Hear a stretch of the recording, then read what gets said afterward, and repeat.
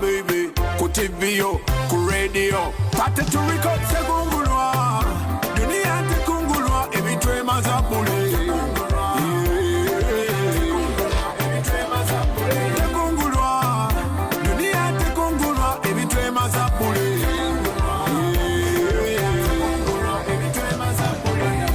Wali wache baita kalenda, monsi muli mu kalenda. Nakulolwa myukanga lwakede Zebuli chenda banatide Nomuta kutulukede Tonyoma yaddo mukade Neka tulumuta wachi Kwe mundu kutiachi Teka wansono muganda u Tekungulwa Dunia tekungulwa Ebitwe mazabule How do you push a presidential candidate like that? Tekungulwa, dunia tekungulwa, ebitwe mazapule. So kufansi tiana yobulumi, nechikanga wana wobulumi. Kufansi tiana yobulumi, ha, wana wobutubutu. Kumulesa muko muko, nena uina watu. Gundi na ujja kufandaba yadoge sonyini nandaba nezo sento ujja kusirika tezikwema zangamu tekungulwa dunia tekungulwa ebitwe mazabule tekungulwa dunia tekungulwa ebitwe mazabule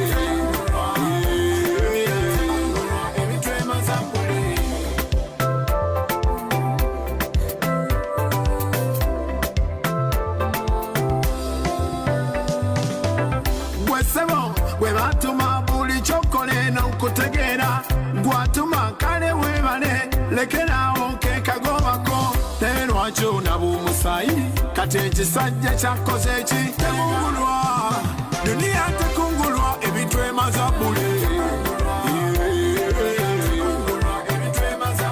Tekungulwa Dunia tekungulwa ebitwe mazabule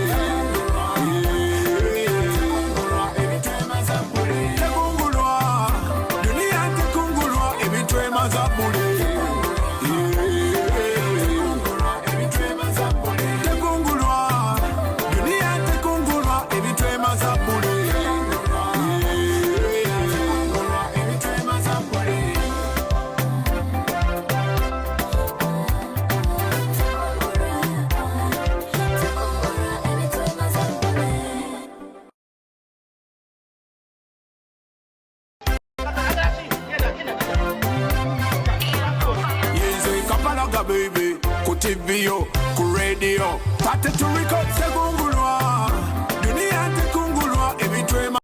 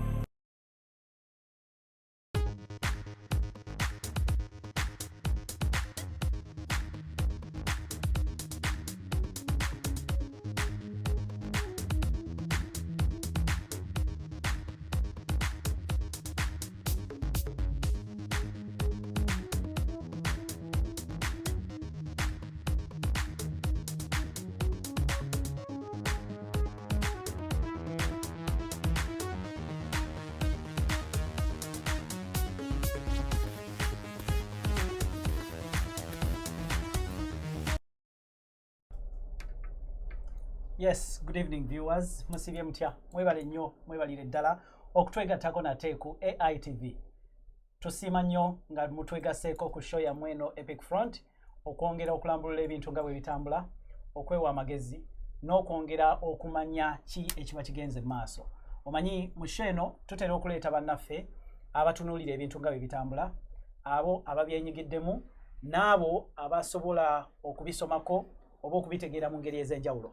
Akawungeezi okw'olwaleero nga bwe mulabye waggulu awo, tugenda kutunuulira ku nteekateeka z'omukulembeze w'ekibiina kya NUP Bobi Wine oba Robert Kyagulanyi Ssentamu.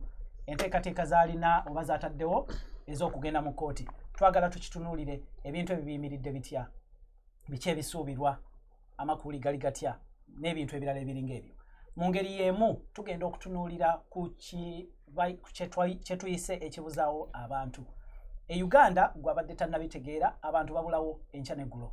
Abantu abamu babulawo mu ngeri ezitategerekese, abalala babanonye mu mayumba agaabwe nga beebase ne babatwala, ate n'abalala babawambye buwambi nga mulimu n'abamu betutegedde abaggyibwa ku bifo awalonderwa nabo ne batwalwa abakuumaddembe oba abantu abambadde obukookolo. So ebintu ng'ebyo bye tugenda okwogerako olunaku olwaleero. Obudde bwe bunaaba bukyatuwadde ekisa, tujja kusobola n'okuyingirako mu nsonga endala, naye nga sinnaba kugenda wala nsooka okubabuuzaako musibye mutya nno. Mwebale gyonna gye mukoze, kansuubire nti wiikendi etambudde bulungi. Era kantwala omukisa guno olwaleero mbanjulire bannange bendi nabo mu studio nga ngenda kutandikira ku muganda waffe Haman Ainebyona. Haman Ainebyona twamwogerako emabegaawo, mwalaba ebyamutuukako. Mukama atuyambye nti olwaleero asobodde okuba nga atutuuseeko, asobodde okujja n'abeerako naffe mu studio olwaleero, era ku bintu bino tugenda kufuna omukisa oba oliawo okutunnyonnyola ku biki ebyaliwo era embeera eyo yali etya gyali n'okusobola okumanya wa bwatuuse. Hamani, mu kusooka kwa byonna tusanyusa okulabako era kulikayo e Kampala. Navaayo, mwebale kunsabira, mwebale kunjogerako kubanga osanga singa temwanjogerako singa era nkyaliyo oba singa nafa. Naye okunjogerako okwayongera okusitula eddoboozi n'okuwaliriza abaziba emisango okwekomako okufuna ku nsonyi ne banta era kyenva nsobola okubeera wano olunaku olwaleero. Webale nnyo kulikayo. Buuza ku bantu, babuuzeeko babadde bakulinze bakubuuza wabulira wa kyekiddako. Muli mutya abalabi ba AITV abalungi, abalabi ba Epic Front, wetuli tetulina gye tulaga era ne bwe banogolayo omu abantu ndowooza mwalaba Epic Front esigalawo, Diaspora esigalawo, People Power esigalawo, naye twetagera okusesera okulwanirira abantu bebatawaanya bebatakinga, ate mubadde mukikola bulungi, nsaba twongerezeeko oba twongereko kati nnyo. Oyo ye Haman Ainebyona. Njagala ate tugendeko ewa muganda waffe Kapala, tusanyusa okulaba lwe twali wano wali waleeta ebbugumu nja kutuukako. Lwe twali wano office studio ya Buguma, abantu ne bankubira amasimu, abantu ne bagamba nange Kapalaga waffe ali atya. Kapalaga buuza ku bantu bannange abalabi ba AITV mbabuuzizaako ng'omwami bwayogedde yenze Kapalaga Byebe naye ng'amanya gange amatuufu yenze Maiko Kakande. Njagala nange okutwala omukisa guno okulisaayo mukama wange Haman Ainebyona okuva mu mannyo g'empisi ezamuwandula nga zimukubyemu bye zimukubye, naye eyo ye struggle. Tusituke tutambule. Kwegala temunapondoka. Muganda wange tulina mission. Olutalo lumala kugoka. Owange Mukasa. Obadde wano wali wano ng'otwewanirako era nkyewaana. Okyewaana. Buuza ku bantu tulyoke tugende mu kwewaanako. Bannange abakulu sansonyo balaba ebintu bibimanyi bwe byatambula mwabitegeera. Twali wano luli ku Kapalaga n'Abuguma kati yakkakkana bwe yategeera omanyi nedda ssebo saagala kwogera ku Kapalaga nze njo mwogerako nze agwe togenda kale abantu ne babuguma naye nabagamba nti tukuba empiso omusujja bamala okuba empiso okola otya nogugumuka bakuyita gugumuka kati abantu twabakuba empiso ne bagugumuka kati omusujja gukakanye ne batuuyana kati bakakanye bakomyewo era nawulidde bagenda mu kooti kizaamu amaanyi kubanga twabagamba tebalina option yonna kujja kugenda mu kooti ebirala byonna byabwereere I said it here era singa basobola baali bagambye balina ebirala naye balina plan B waliwo omulala yagenda kwalejezera simanyi abantu bajja kukola batya akaino Somalia kati nga ayogerera NUP oba nga ayogera yali ayogera omukulu wa NUP yennyini yayogeranga naga ffe tujja kwekola bwetti tujja bakola bwetti baatusuubiza ebintu bingi naye ffe ngaabamanyi abaluddewo mu kintu kubanga bo nakugamba bano ba amateur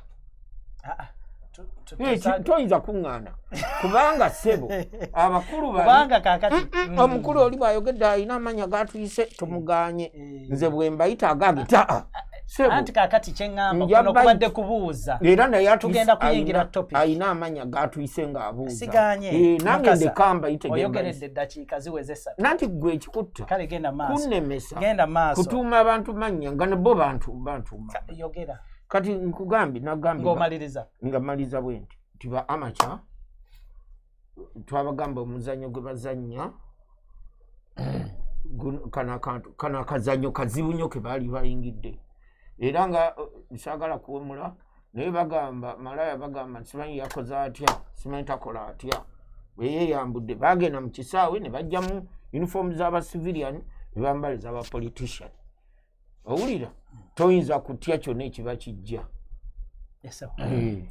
webale bannange oyo ye Mukasa Richard nga bwe ngambye bannange tusanyise nnyo okuba nti mutwegaseeko bannammwe mubayite bajje show tutandika butandisi unfortunately munatusonyiwa tutandise kikeerezi tubaddewo nebye tukyatereeza naye kyaddaaki weetuli kyekisinga obukulu tugenda kutandikira ku nsonga za NUP oba Bobi Wine kugenda mu kooti ngenda okutandikira wo Kapalaga abantu wali emabegako omukulembeze w'ekibiina kya NUP abadde yazindwa kwegaba musalako nga tewali kyonna kyasobola kukola kyaddaaki omulanga ogwakubiddwa buli omu gwawuliddwa n'avaayo yasinkanya ababaka n'asinkana bakansala abantu abasinga babiwulidde byayogedde naye mulimu bangi era abatannamanya kati mwe abali munda mu NUP abantu baagala okumanya kyekiddako twategeddeko mugenda mu kooti enteekateeka ziri zitya webale nnyo mwami Roger njagala okusooka okukutegeeza n'okutegeeza bannayuganda nti tetugambangako nti tugenda kujjako a democratically elected president. Tulina hashtag trending gye bayita we are removing a dictator.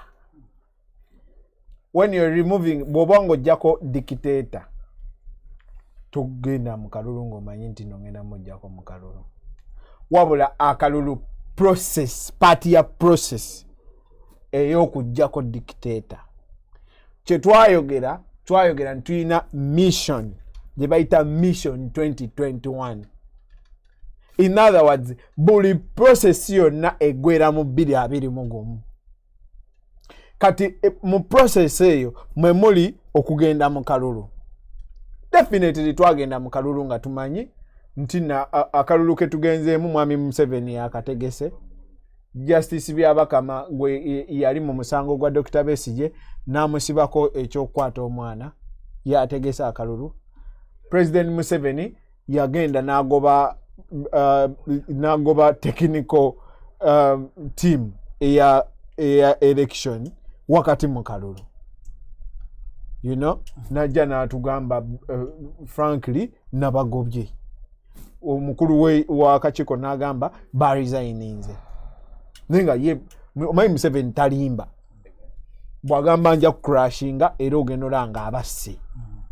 kekimwagalako ali kwega ayogera ekimuli ku mutima takola bya politiki takola bya kwegamba tali honest naye talimba oba nkisobola kyawula ntya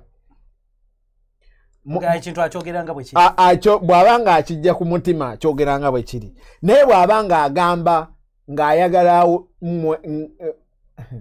how can I term that? Udisa oluzungu he is not honest naye bw'aba alina kyayagala okugamba nga wogamba nti I'll crush you aba akitegeeza ngenda batta ogezaako gaabwe aba ayogeza obusungu aba ategeeza kya yes naye bw'aba nga ayagala nga adyeka kwegamba adyeka naye talimba ye ttaamu entuufu mwami Museveni adyeka naye talimba so ne tugenda mu kalulu nga part of the process ey'okujjako dictator okumulabisa era ne mu kooti tugendayo si lwakuba nti tusuubira obuwanguzi 100% because sife tusoose okugendayo naye it is just part of that process ey'okumulabisa bwe tumala okumulabisa ne tumwanika yenna kubanga abazungu gwalabyeyo abantu bameka bamukongratulating okulonda kwaliwo nga 14 ne balangirira nga si 17 18 kakati wakalaba abakulembeze bameka bamukongratulating mumulabisiza okukate process gye tulimu ey'okumulabisa luli Museveni ng'olugira ogenda okulaba tweet zikaaba naye n'abaamu congratulating ensi zaabwe zennyini zabagambye modiringa ne dictator singa ogenda ku Twitter yaba Magufuli aba congratulating President Museveni odiringa ne dictator oli kuki osegeera so abantu baabwe bennyini baba atakinze bagamba Uganda mukireke eyo kyekimanyi temutuleetera so kati eno process gye tulimu yerimu ebyo byonna naye nga byonna bikomekkereza tugjeeko dictator ye hashtag eri egamba we are removing a dictator kakati kino ekyokgenda mu kooti Hamani I know gundi akonyeeko Kapalaga akonyeeko simanyi nkuyite Kapalaga kyonna nzenzo Kapalaga baby kati akonye ku kyogenda mu kooti nti although mugenda mu kooti the hope is mulina essuubi nti abantu bano bayinza ebintu obikola kifuula nenge lwaki era mugenda mu kooti essuubi liriwa abantu batunulire ki just to clarify ogamba simanyi ku lwaki ogamba mu aba NUP titogamba tu kuba eno struggle kama kuisibeko abantu balina besi bako kifuba demi Hamani otegera kifuba balina okwesibako desperateness kubanga kino ekintu ky'Abannayuganda kati adresi nga gwe toli Munnayuganda simanyi oba obuuzizza nze Reka Hamani nze mbadde nkugamba ntegezaako clarifyinga ebintu bino bagezezaako nnyo era enjogera ya Museveni ogiraba nti we the NRM for us nto bakiraba nnyo bagezaako okulaga nti waliwo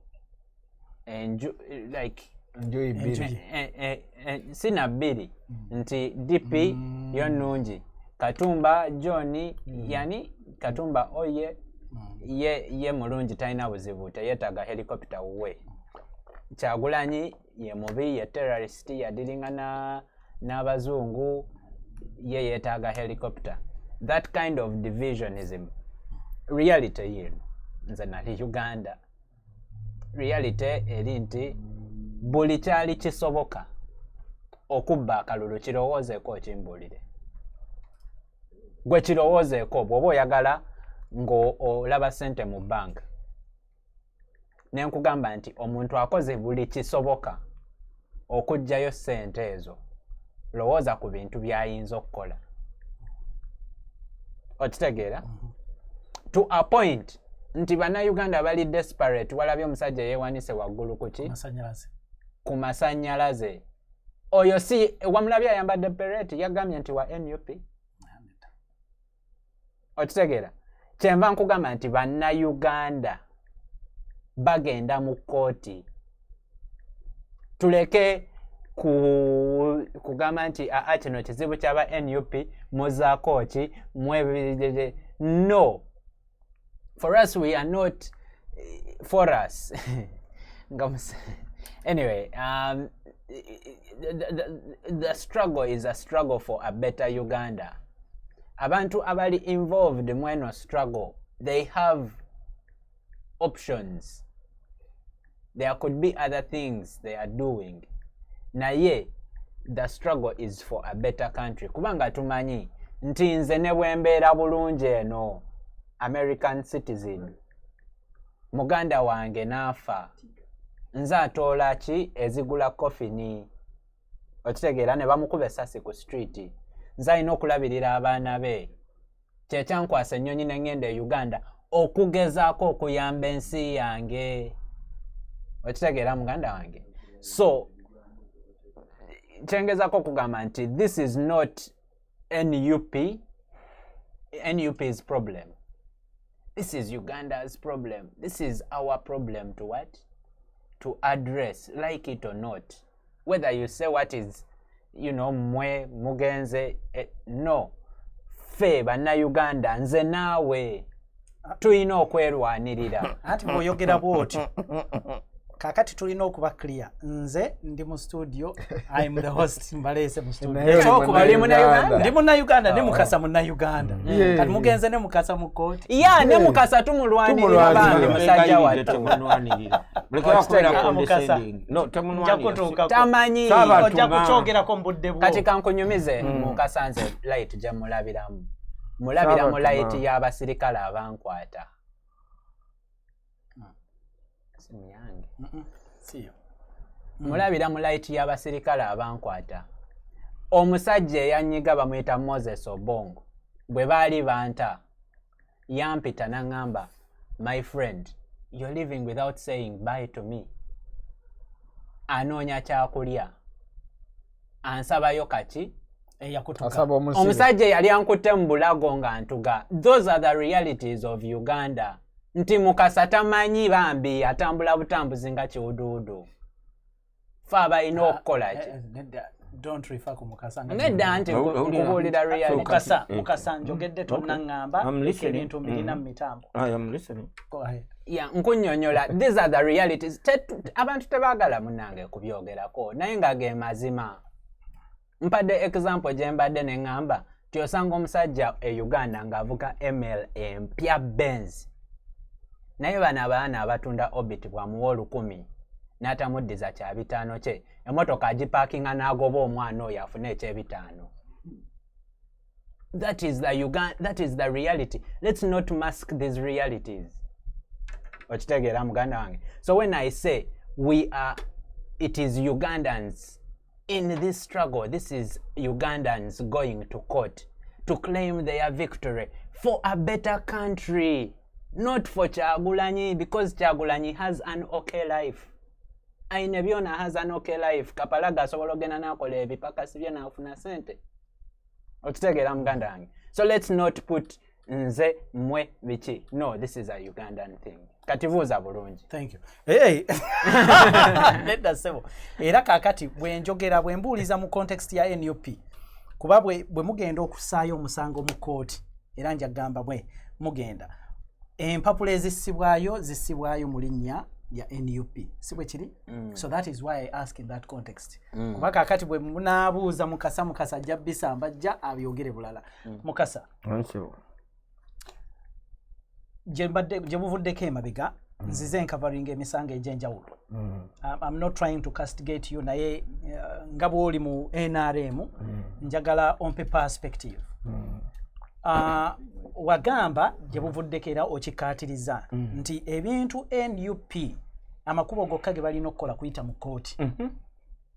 Past experience zitulaze oba emabegako ebizze bibaawo bitulaze nti actually kooti tebangako fair mbadde misango gy'abeesije egyenjawulo constitutional court as well as supreme court ng'awakanya ebivudde mu kulonda emirundi egi omulundi ogwasembayo actually guno the mostly recent salio naye katwogere ku 2006 nti omulundi ogwo ogwaliwo 26 era still waliwo obujulizi abalamuzi ne bagamba nti butuufu okulonda kubaddemu ebituli bingi kyekigenda okufuula naye tebaasalawo okukola ki okusazaamu ebyava mu kulonda kyekigenda okufuula akaseera kano ak'enjawulo singa bakizuula nti ddala mu butuufu mwabaddemu okubba obululu mwabaddemu okutiisatiisa mwabaddemu okuba abantu mwabaddemu okukozesa ssente za gavumenti ki ekigenda okufuula this moment different from others tandikirawo okay nja kubeera bwenti kyesooka okwogera nja kenziremu bali ndyoke nkuddemu olina obudde bwo obukozese nga bw'oyagadde kakati abakulu abo bagenda ne beefuula uganda tugirabira ku ballot box awangudde akalulu yabeera people power yaba awangudde kati gwe bw'owangula central region and a few districts in Busoga 2 or 3 or 4 maybe tekitegeeza nti gwe oyogerera abantu kati mwe mulina akakundi kammwe kemwogerera temwogerera abantu ekyo tebakibalimba akakundi kammwe akambala red kemwogerera temwogerera Uganda. You don't have any right to speak for Uganda. You have a right to speak for your 61 MPs kubanga kati president wamwe yagudde kyo kimu. Problem Uganda ezirina ne problems erina size bano zebogerako bo bali mu nsi yaabwe tulina problems ezaffe ngezaffe ate ekirala problems ki sagala nyingirire tombuuza curious anti ayogedde ku problems buli nsi naye problems nazo but then there was a problem but then there was sonye wandi mugambe Mami Rogers I'm stopping ngabo Mami Rogers stop him. I will Linda ko oyenzo ochongera no I do not answer him. Nada njaka I will not entertain kale anything muleke aganye again akubuza I want our viewers I will not to kind of reflect I did on what not I interrupt said. him. okay So, let Mukasa proceed. Yes, I did not interrupt him. Problem Uganda zerina size zaawo ze ba describing.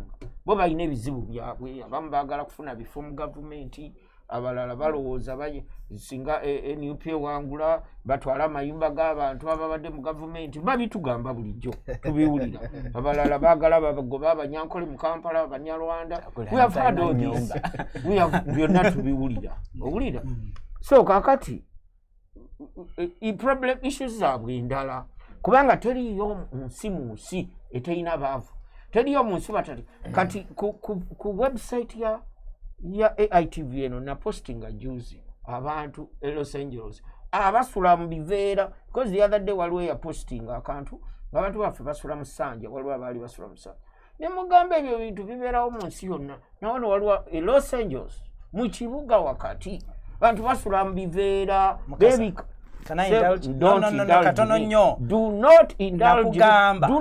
Nakugamba. You know what? This is my show. What? I want njagala tubeere nga bwe twogera ku bintu bino we have clarity. Kuba nina abantu abawuliriza abali e Uganda.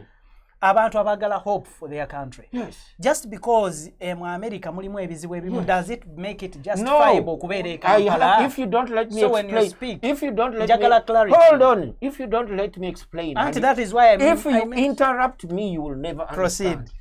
So kakati abantu kyengezako bagamba nti development is a process. It is not a product. Most of the people who speak who are on the other side they are ignorant of the process of development. They just ebintu babigudde mbugwi kyenavudde mbayita amateurs in the beginning. Development is a process. Democracy is a process. To the extent nti wano mukulu Trump bwe yali ayimidde Kadala Convention yagamba abantu ba white trash bachi I am your voice. They forgotten. Oh, ningamba mu America mulimu ba forgotten. Babakulu abampuliriza ngogera namwe. Mu America mulimu abantu nga bayita ba forgotten. Basula mu trailer babayita trailer trash lyerinnya lye baabawa era mugende ku YouTube munoonye enensi etuluka omubisi gw'enjuki naye abantu basula mu trailer trash bwe babayita bapuwa be balonda Trump nga bali forgotten and they are white and then ba blacks abali forgotten bajude mu ghettos. So development is a process. So sometimes I need to teach these young people, but because bali arrogant I don't have time to do that. Kati nkyayogera omukulu ono yayogedde ku congratulations ng'agamba nti ba president waffe tebamcongratulating nga asimanya ate bana ba commenting nawe kapalago oyinza okugenda ku preface ku Twitter handle ya Magufuli no commenting over my president waffe ne weeyita mu Tanzania. You can do anything you want, so that's not even an issue. So many presidents congratulated our president. Which president impozi? You go mugende mulabe owa Kenya ya congratulating owa Tanzania on the post ya echaliyo ate baba amaze congratulating oba jeri oba tiriyo does it matter? Okay, tugende yes benkuga banji they did it. So kakati bana bakulu betadde ku mission ani abatuma tununula muti mukole byammwe. You do your thing, nobody asks you, don't be desperate. Muli desperate mugenda nabagamba the only option je mulina gena mukoti abakulu bano even their very existence is incumbent upon the Ugandan courts. Court za Uganda ze sasalawo nti ekibiina NUP kibeerewo nga kibalama kitwala. Owulidde ssebo? Kooti ya Uganda ye yaleeta Bobi Wine kuki mu parliament. Bajja mukulu kanti Bobi Wine afuna omweganya ne weyenyiga. Teyawambula. Anti kyengamba kooti ya Jawoli nemuwa omwaganya weyesimba. So gwe bw'ŋŋamba nti kooti ya Uganda teri fair nga the very existence of their party is because of the court. Their man going to court, going to parliament is because the court removed somebody yali abyakalulu. Nibateekayo mukulu Kyagulanyi Nayigawo.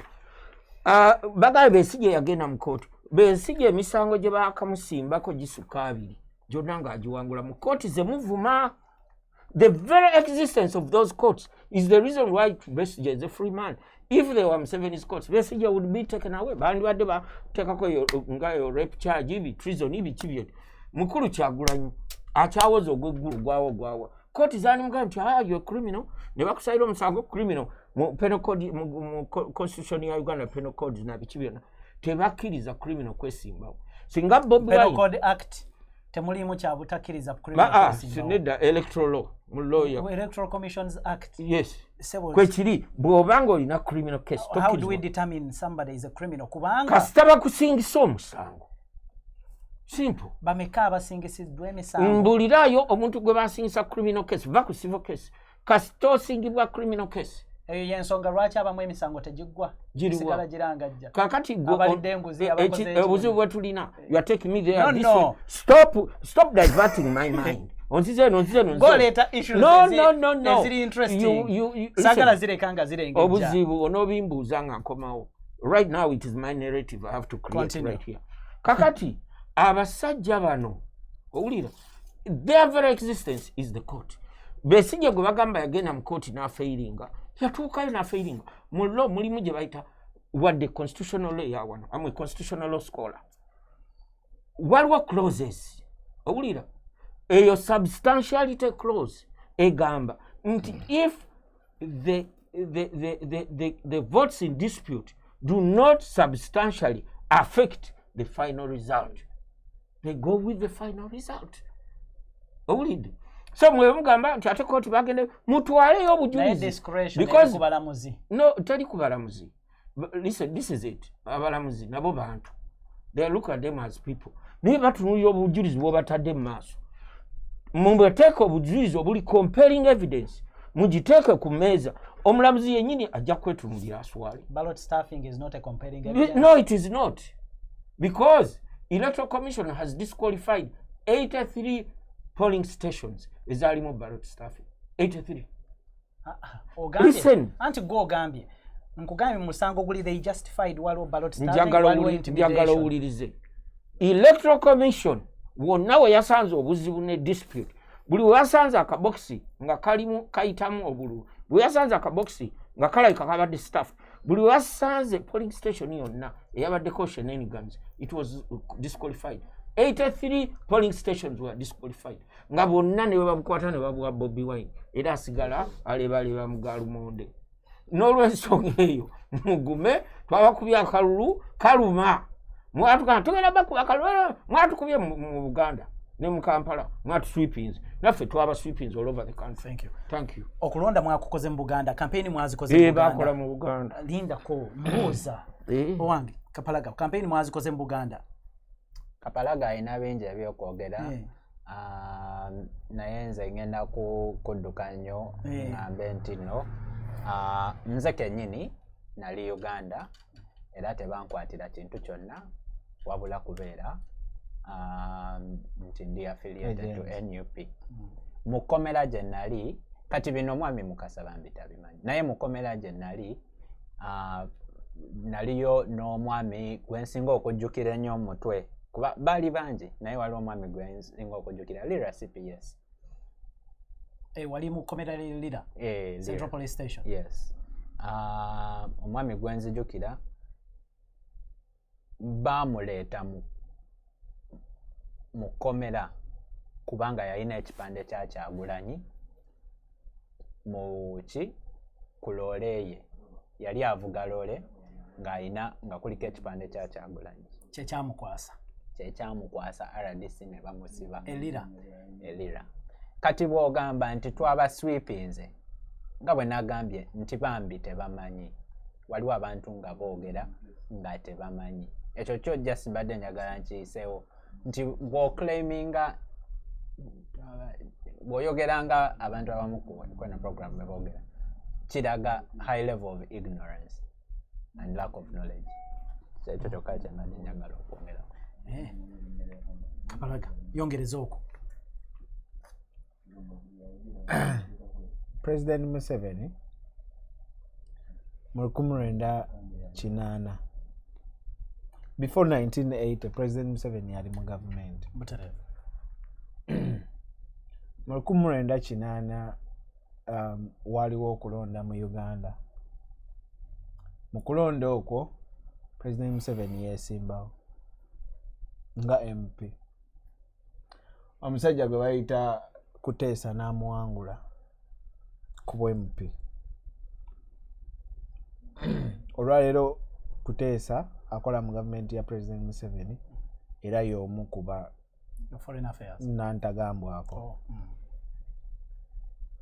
Naye Kuteesa bw'awangula Museveni waliwo clips njirina ku Facebook yange simanyi bawagirabako nga balangirira obululu nga gondi DP efunye nga 10 UPC efunye 4 bakwata eyali alangirira mbaga nti no acting president ebiseera ebyo mwami Muwanga yajja okulangirira ne balangirira UPC nti ewangudde.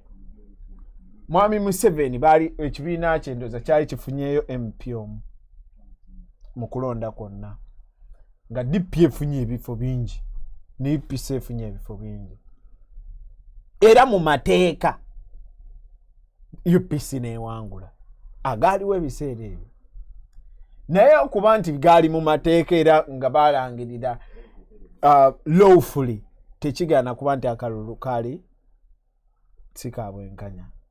Ekyo nno kyanyiiza nnyo mwami Museveni si lwakuba nti bamubbye si lwakuba nti Kuteesa amuwangudde naye lwaki UPC ebbye DP. Njagala nfune bulungi Museveni yanyiiga si lwakuba ekibiina kye ekya UPM bakibbye actually kyakola bubi nnyo naye kennyini president wakyo ne bamuwangula. Nanyiiga si lwakuba bamuwangudde wabula lwakuba DP kati nga ffe olwaleero NRM bwe yabbye NUP naye Katumba oye n'agamba lwaki NRM ebbye nnyo Bobi Wine nze ngenze mu nsiko. Ezimu ku nsonga ze yawa mwami Mukasa ate simanyi oba yaliwo naye ndowooza nti yaliwo. Mu kibba obululu ekyo mwalimu gerrymandering. Gerrymandering kitegeeza nti mu constituency UPC gye yayina obuwagizi obungi bagisalangamu ne beeyongeza.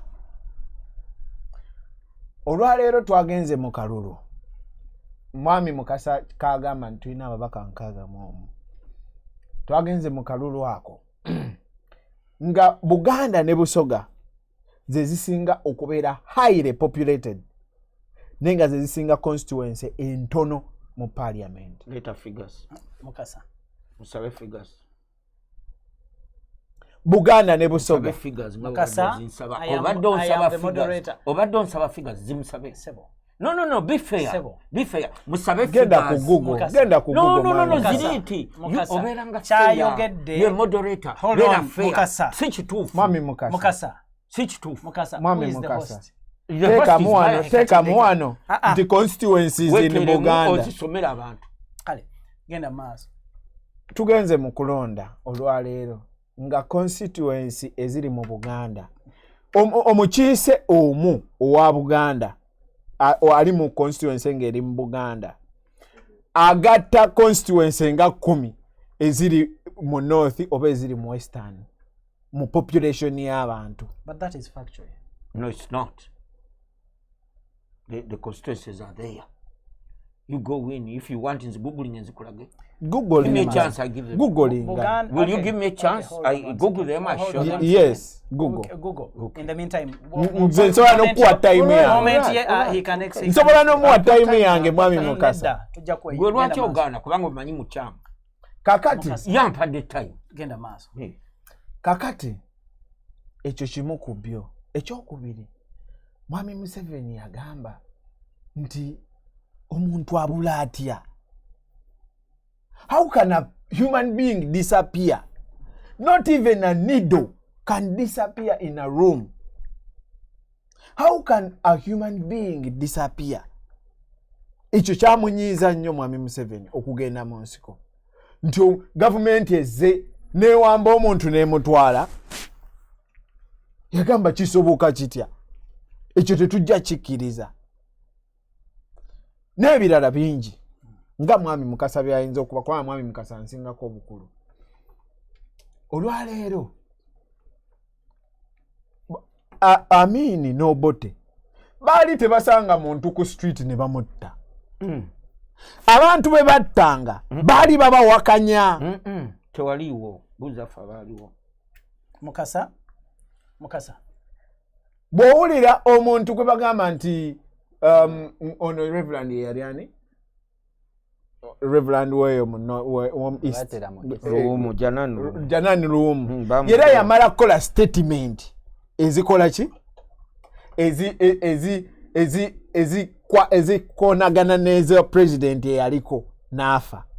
Towuliddeyo ku kachanga obeerawo mu myaka gino ng'ebiri tonawulirayo ku munadini ye nafa olw'okwogera statement abakulu ze batayagala. Aho tubuulire. Tonawulirayo ku munadini yenna afa mu ngeri y'amancholo. Tubuulireyo. Mukasa.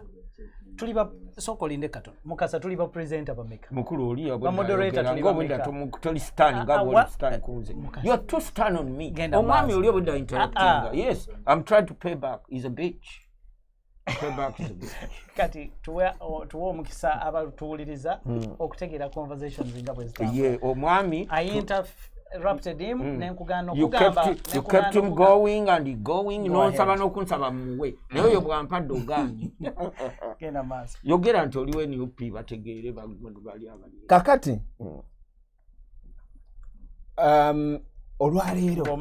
olwaleero omusango omunene omuntu yenna gwasobola okuzza e Uganda gwakuwagira Kyagulanyi. Si gwakutta muntu, si gwakugenda n'omenya ennyumba y'abandi, naye amakomera gonna gajjudde abantu ng'omusango gwe bakoze gwakuwagira Kyagulanyi. Example yino,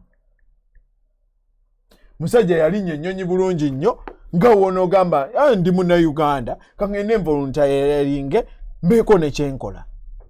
Olwatuuka mu woteri we pa walaba kye baamukolako video wagiraba See, it is not a hearsay. Twagizanya wa.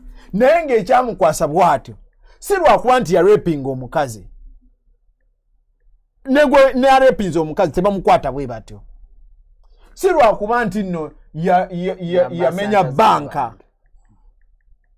naye just yajja okucoordinating akalulu ka Kyagulanyi. Kati mwami President Museveni ne banne bawogera mu butabo bwabwe kiriyale nti bwe baali awo bagenda ne babombinga banka simanya yawa, ne bagenda simanya ne babbe mundu wa. Kakati bo baali basuubira Obote asirike, nefe just twogera bwogezi, a word of a mouth to speak the truth. Abaana bonna bagenda bakwatanga ensenene omu ku omu. Gwe lwaki oyogera walabye Devi, Selector Devi bamunona waka ku ssaawa 10 ez'ekiro, ne bajja ne bamukwata ne bamutwala. Just omusango gwe bavunaana bamuguddeko musango ki, bamuguddeko musango ki, atubulire tewali. Jesi bamukwata bukwasi kubanga ajja coordinating akalulu ka Kyagulanyi. Edi mutwe kye kyamukwasa, Nubianili kye kyamukwasa, n'abantu bonna. Kooti ne ruling mwami Mukasa gyayogeddeko nti kooti ruling amazima era ya ruling ne bata. Good.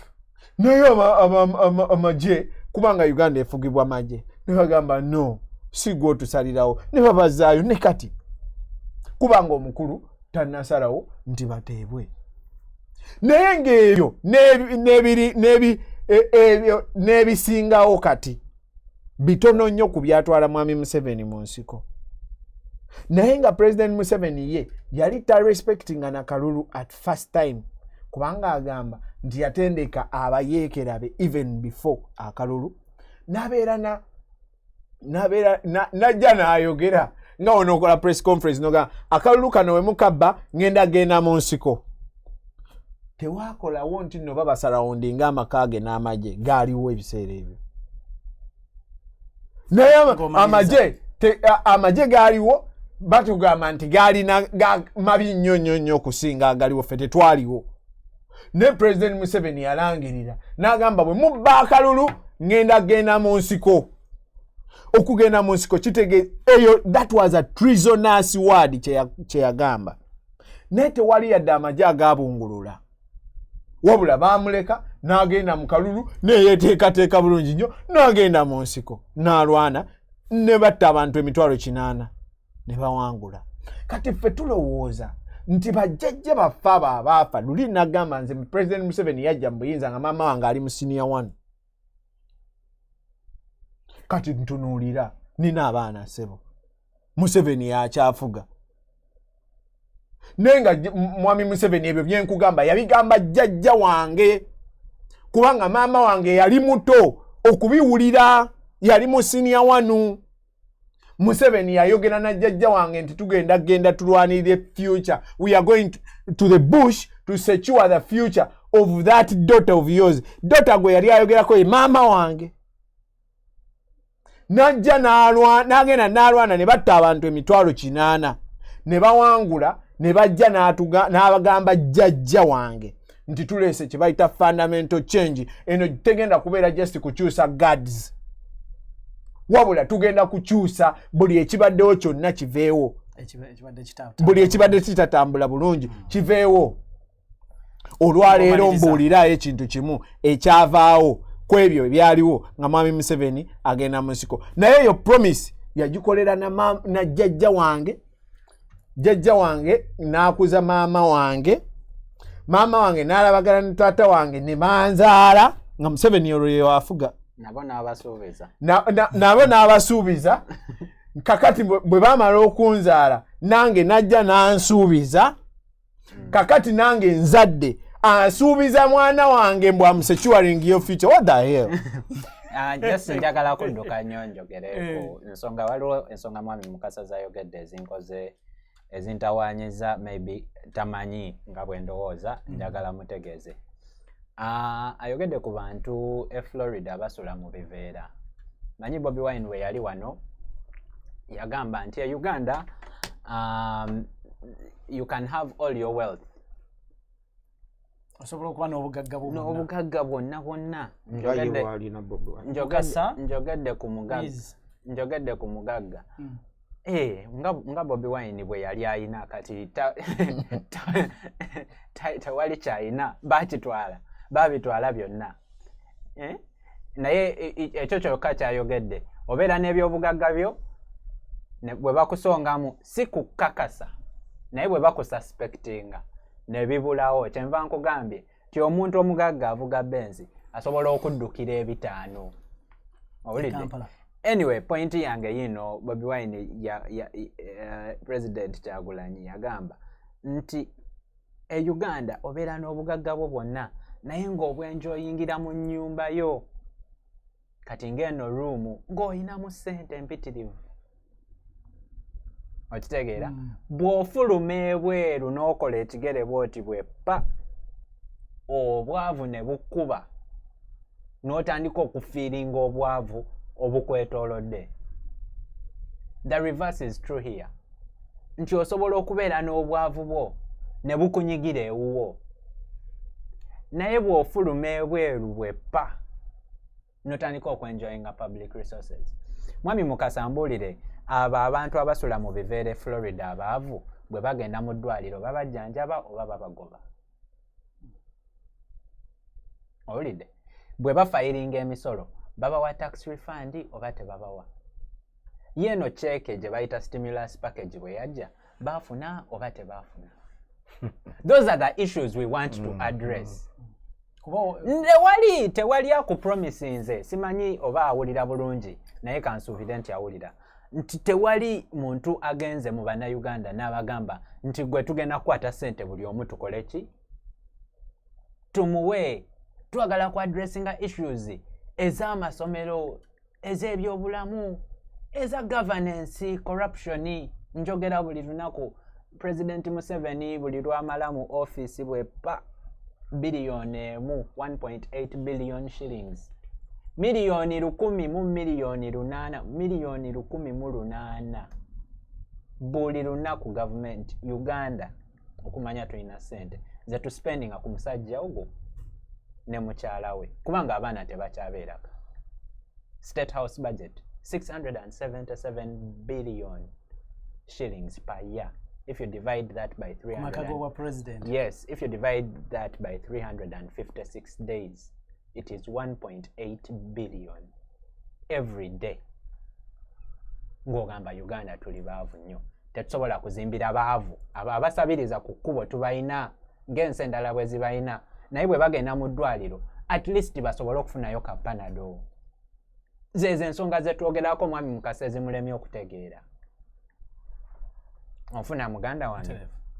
Also Mukasa ayogedde ku nti onagambye nti no tewali ya congratulating president n'agamba nti buli omu yenna asobola ogenda ku Twitter n'akola ki n'ayogera by'ayagala. Owulidde eŋŋamba bwe nali e Uganda 2 days before the election internet yonna baagijjako. Ngamba kati ne emails n'omuntu ayagala e Uganda nga tosobola sebo okuweereza. Can you imagine nti twali mu kalulu ne tubawangula Uganda yonna mwatuwangula mu Kampala yokka tekwali ki internet mu bitundu eri yaliyo ate Mukasa gyagamba boje kugambye Uganda kati gwe Uganda gwe womanyi nti no Uganda tekwali internet 2 days. Not 1 day, not for 1 hour during election time. 2 days before the election. Scared of social media. Bwe bulwadde bwe bwalwala. Social media paranoia. Owulidde ya diagnosis yaabwe. So, bwe tuba twogera tuleme ku nsaba tubeere a little bit aware. Tubeere a little bit kale realistic ng'abantu. Okujjako nga tuzze kulimba kujubisa bujubisa naye bwe tubeera nga tuwagala okwogera naddala ku nsonga ezikola ki ezikwata ku ggwanga lyaffe. Nze baali banzise omusajja yali antuga okitegeera kati buli bwe twogera nga tujubisa bujubisa tuzanyira mu bulamu bw'abantu abalala. I am a testimony of that. Other people are watching Mr. Mukasa ng'amala gogera ku bulamu bw'abantu. You understand the disgracefulness of someone who is abroad speaking so arrogantly and ignorantly. Webale Haman. Mukasa. Olina ekintu ky'okoonyeko kizze mu mboozi badde mu kuteesa kwa boss Kapalaga ne Haman. Ng'ogamba nakikoonyeeko emabega lwakuba wagaanye okwagala okulungamya. Omanyi equality waliwo kye tuyita equality ne equity.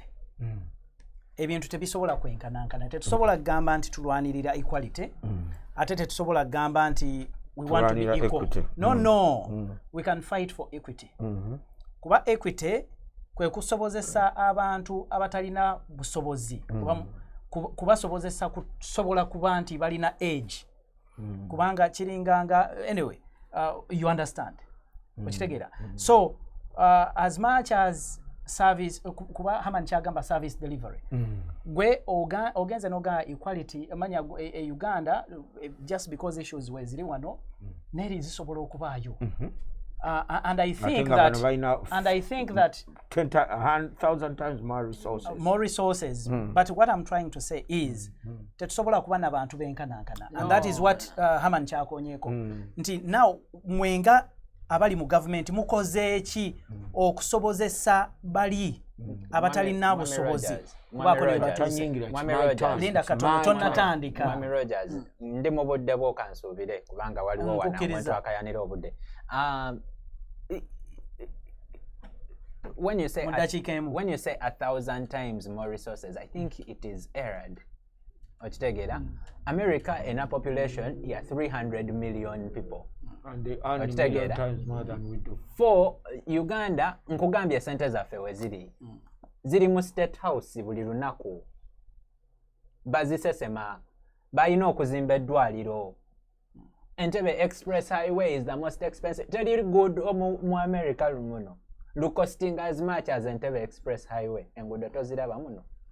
Was comparing so chengezako kugamba. Hold on, man. You're giving him it is in my time. You're giving him double time. Can you relax? I'm coming to you. Just clarifying. No, stop. I'm just clarifying. Kakati Haman ngomaliriza. Chengezako kugamba. Until still ndi back to the other thing. But we are to communicating. But we are to communicating n'abantu abali ku TV abatulaba. To be a little bit respectful and realistic and practical. And ekirala omanyi kiba kibi nnyo kiba kya bulyaza amaanya okomparinga Uganda ku America. Ne bwoga nti mu America bahaninga sente nyingi, what is the standard of living? And what is the standard of living in Uganda? What is the poverty gap? I will explain. Give me time to explain. If you listen, that is why you as a moderator, no, don't insert yourself in the conversation. You are inserting yourself in the conversation. I want my question to be rich. Hold on one second. Hold on one second. You're going to use your time. Hold on a second. Hold on a second. Mukasa, no, you'll have the opportunity to speak. Preaching. Because you preach to them. This is why I'm doing this. Biasness. Because ask me straightforward question. When Bobo tandise okwogera, Bobo tandika okwogera on several occasions ongambye Linda ko tombuuza ndeka nkole ki thought process yango yes. That's why now because Bobo anzikiriza okuba no tobabuuza at all. Obalekane bakola preaching. They okay, preach. Chindekere. Yes. Echo chindekere. Stop preaching to me. Going forward. And then let them preach. But preaching. Yes. Kakati esaba. Nyingira time yange kanjiongeremu. When you are asking me, you preach to me. When you let them preach to me too. You don't even ask them anything. You let them preach. You even give them your time. What kind of biasness is this? Stop it. Because you don't seem No, to you know. Be quiet. It's my time. You don't seem to know. Be That's quiet. Why I need to It's inform my you. time. Tell him to be quiet. I'm quiet. Okay. So, ebintu byabenja biddamu. Naye nsaba fairness. That's all. I'm one. There too. So that is why I give you as much. Do you know how long you spoke? No, I didn't even speak. I didn't even have enough time to speak. because I have a lot to tell you, because these ones don't know anything. I'm just trying to teach them. When I come here, I come to teach. Because I know most of you are ignorant. I'm being honest with you. You are ignorant. You don't know anything. So this is what I'm saying. Let me start with the last act. When you say America you cannot compare America to Uganda. When you are comparing something, you must compare it to something. To what? You must listen. Distraction. You see, I wouldn't do that, but you let them do anything they want. You see? Mukasa. So proceed. Bakuyingiride mu mboozi yo. Boy, yes, because you are not listening to me. I am listening. You are not. You are listening to him. So this is it. America, bobo comparing Uganda and America, you can do it. No guarantee. America resources zeina zenkanawa. America's budget is over 5 trillion. Uganda's budget is $9 billion. But by not trillion, it's like 5,000 times more. And still people are on the streets. And the population? Yes, even if the population of Uganda is 44 million. The population of America is 350. They are 10 times more. But the income is 5,000 times more. Their income is 5,000. It is higher. And so that means the cost of living is higher. For America? Yes, not but Uganda. Then people are still sleeping on the street. 41 million people do not have health care. Do you make sense of your statement? I am.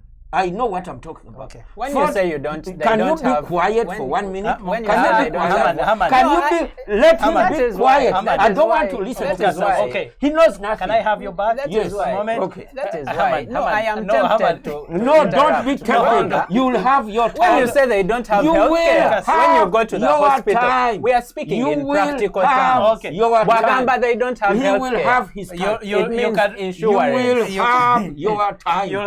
You will have your time. Proceed. 41 million people do not have health insurance.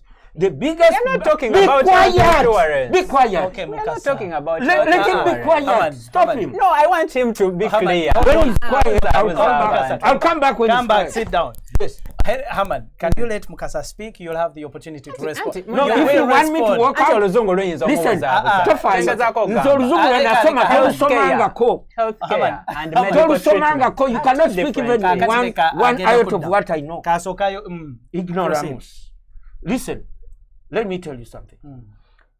41 million people do not have health insurance in America. But they get medical Be treatment. quiet! What the fuck is this? Mukasa. Why don't you Haman, be quiet? Haman, can you let Mukasa speak? Mukasa. Okay. I will speak in my time. I apologize. No, I am tired of this Hold on 1 nonsense. second. Let's be respectful enough and use appropriate language. I'm tired of this. For the purposes, out of respect for those listening, why can't leave that to me. Okay. Going forward, Haman, let Mukasa speak, please. 41 million Americans do not have health care. 42 million Americans live on food stamps. They are called the working poor. They work and they cannot afford food. Okay? And this is a country which is flowing with milk and honey. And people are sleeping Mubivela on the street. 16 million people are homeless. I have the figures. And the people who are ignorant are coming here to speak. What are you speaking? So in the world, development is a process. Democracy is a process. That's why in America today, people were climbing Capitol Hill to take over the Congress because they realize that they feel they are unfairly treated. So many people in Uganda feel they are unfairly treated. Yes, even in America, people feel unfairly treated. 74 million people voted for Trump thinking that he's there to speak for them because they are unspoken for. They felt that they are forgotten. He told them, I am Yabaganti. Mwemwe na ensibe yerabira. America inabe yerabira. Yabaganti, mwena ensibe yerabira, I am young man. I am going to be your voice. America yaberabira. Kati ne mu Uganda mulimu ensibe yerabira. So we struggle fe nga NRM government. Mubogerera. Tugezaako okuyamba abantu bonna. Abantu abamu kati berabirwa. Yeah, basobola ku dropping out because kabanga katimba, you can fall below, no falling into poverty. So leka nkubulire, when Uganda we twagisanga ne we tugitadde, owulidde kati tugitadde, Uganda's budget used to be $300 million. Today it's $9, $10, $12 billion. Which country? Linda, can I ask something for clarity? Kube mirembe gye twogera ku myaka gye 8. Which country's budget was at that level, was wherever it was at that point, ekyali ku seri? Waliwo obusinga Malawi, gendo kebere budget yabo. Gendo labe Zambia. Zambia has been exporting one crop forever, copper. It has never changed. Uganda has changed.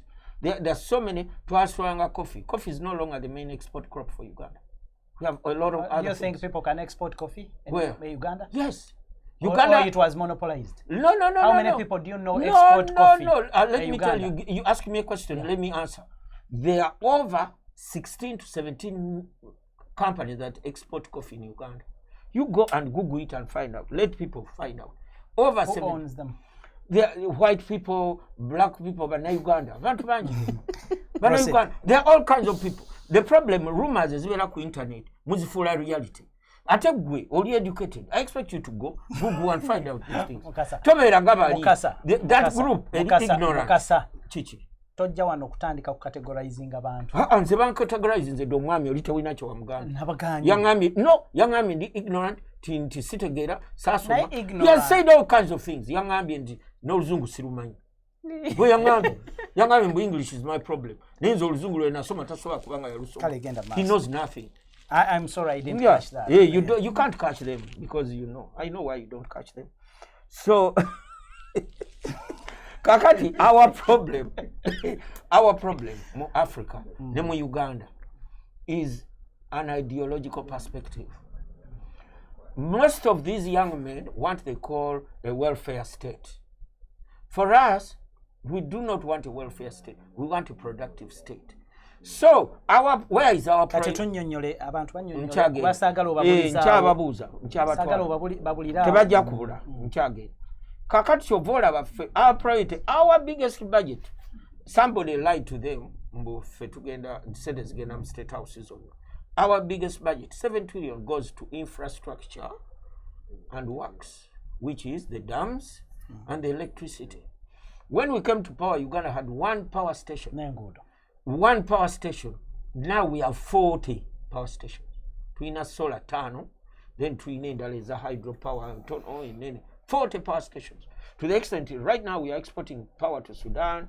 We are going to Congo, we're going to Rwanda, we want to send to southern. And you're sending to Tanzania? Yes, Tanzania. So it's because that's an export crop. It's one of our export item.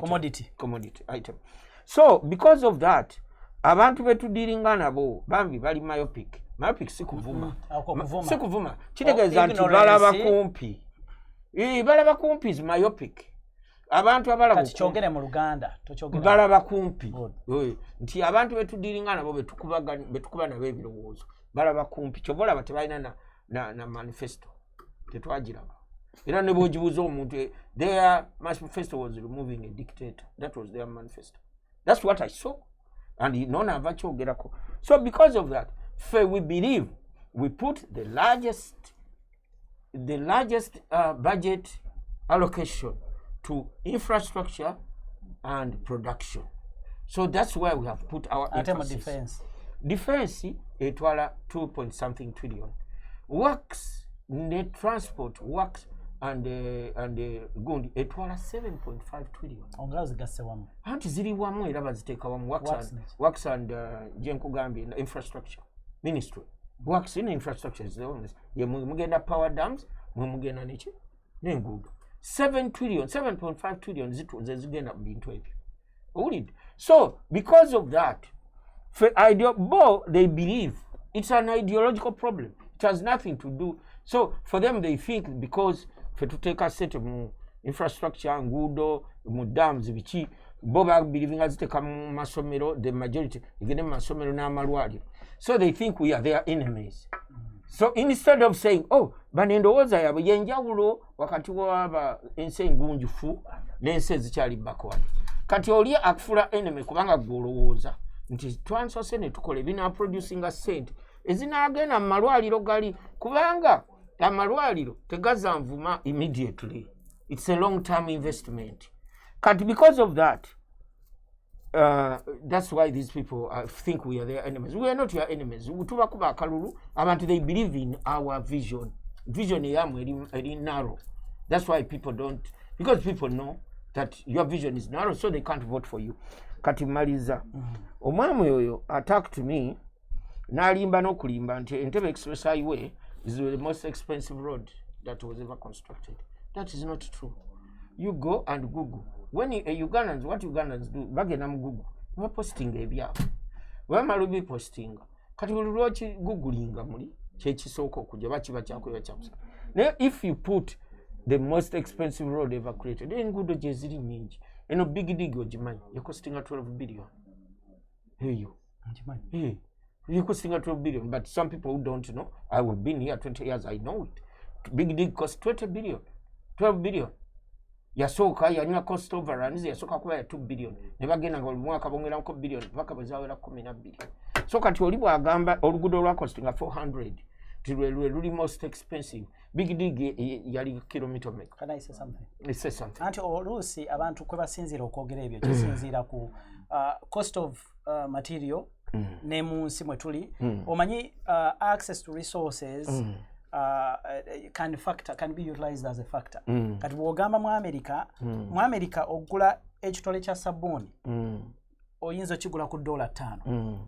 $5 bw'ozibaliriza mu ze Uganda ze sente meka. Mtwalo gisoba gumu kitundu slightly. Kwegamba nolaba nti ekitole kya sabuni gumu kitundu Uganda kiyinza okuba ku 2,000. You understand? So there is a difference. Kati oli bwagamba nti to spend this much money. Choyogera nkitegeera. Naye byonna ne bo factoring in. That road is not the most expensive road in the world. It is not. It has never been. Okay, byonna ne bo factoring in. Kakati mmaleza bwenti omwami yo attacked me mbuye bamukwata nze nanteekamu nali nganye okumwogerako nga bamukutte but lwakiro linda kuba eyo wetugenda ledda he attacked me. I have to come back. I got a rebuttal. Did he attack you or you mentioned? He did. He came yangambye nze sirina kyemanyi nzija wano nembalaata nenkola biki. Omwami oyo nali nganye okumwogera kukwata kwe nga out of courtesy tubeera wano naye ye talina courtesy. He was born like that, arrogant and whatever. So I have to come back to him. Mukulu, every country has laws. To attacking directly. Yes. Just speak yes. In the Okay. context. In the context, wait. Every country has its laws. America ina laws zayo.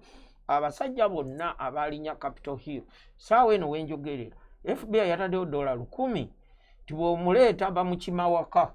Nako arresting ebirala basoka kutwala ebirala babibuza lupanyuma. So kati police webeze ne kukwata. Don't fight. Genda nabo. If you're a law-abiding citizen, police weyingira wano sawa eno nenkwata. As a law-abiding citizen, I don't fight. Now you don't have a right to ask lwaki munkwata. Police nze bwentwala nze sifa va ku kikyo. Tuli mu buntu wa bulijjo. Omuntu talina dembe kumanya lwaki akwatibwa. Police webeganye okumbuuza nga sirwana nabo. I don't fight them. Eyizo gano kumbuuza. Bwe babanga police siye kututenga bambadde nga basirikale bakutwala kutta. Omusirikale yaliko wa uniform n'abaleeya. Tuulidde abantu no. Okwambala uniform tekitegeeza. They identified themselves. People can video twagira but they identified themselves. Even the police truck was outside. Yes. So kakati mbadde sinamala. Kakati ono ayogedde ekya Magufuli nti internet yali stuck, yali blocked in Uganda, so bana Uganda sibe bakometing. He's forgetting Tineka Paraga yali wano nga ina internet. He could comment on. So neba nakadama abali Saudi Arabia all over. They could comment because their internet was on. Obe yafe Uganda yali bana Uganda sibe bakomenting. Bana Uganda abali eno. Ate bano basinga okuba active. Bali bana Uganda abali eri on the ground. Tebali nga bana abali eno banoonya bifo mu government yabo gye babasuubiza. Naye I hope mukasa we balitesa. Kati ngenda kusaba tukyuse topic. Haman, out of interest because twagala banange tugenda kuteesamu eddakiika ntonotono tute amasimu abamu abadde mwatandise okuba usually twagala amasimu gabeere ku biseera ebisembayo so njagala tuyingireko era ngenda kutandikira ewo Haman gw'omukube baakwata Uganda olwaleero tuwulirawo obusattiro wakati n'okutya entiisa ebuutikidde Kampala o Uganda yonna. Nina wano list y'amannya, waliwo story yabadde efulumidde mu mawulire e Kampala nga bagaa nti abaana babuziddwawo, babulawo, abaana babajja mu mayumba gaabwe ekiro nga beebase, abamu bawamba bawambe nga n'ababawambye bambadde obukookolo. Bananga abakuba amasimu nabagambye mulindeko nja bategeeza ddi lwe tuyimbula amasimu. So ekintu kino naawe nze ndowooza nti oba oliawo singa tetwalaba butambi ng'okwatibwa, oba oliawo singa nakati bakyebuuza wajja okola ki gy'oli.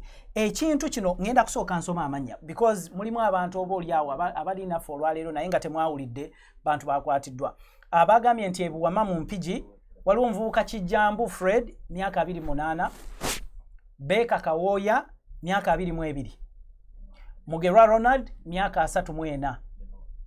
Okay, ne wabaawo abo bo baabula obubuzi tebamanyi gye bali. Okay, kidnaps mulimu ebuwere eyo waliwo Bazira Emmanuel myaka 36, Makeya Victor myaka 27, Nkinga Abdurashid actually ono mbuye yabadde yesimbye nawo okuvuganya myaka 39. Waliwo Katamba Derrick kwegamba ekisinga okwewunyisa abaana ababula oba abawambibwa baana bato bavubuka. Kino kiraga ki era kikutegeeza ki? Gwe yali mu kintu kino eyo gye baakuteeka kikye walaba abantu bano bali mu makomera oba sinza kizibu nnyo okwogerera abantu abo naye ze zino realities zetwagala okwogera. Si just kubalukana bigambo because we are here to speak about, I mean, buli lwoyogera nti Uganda tuli bulungi, nti you know Uganda abantu bali comfortable,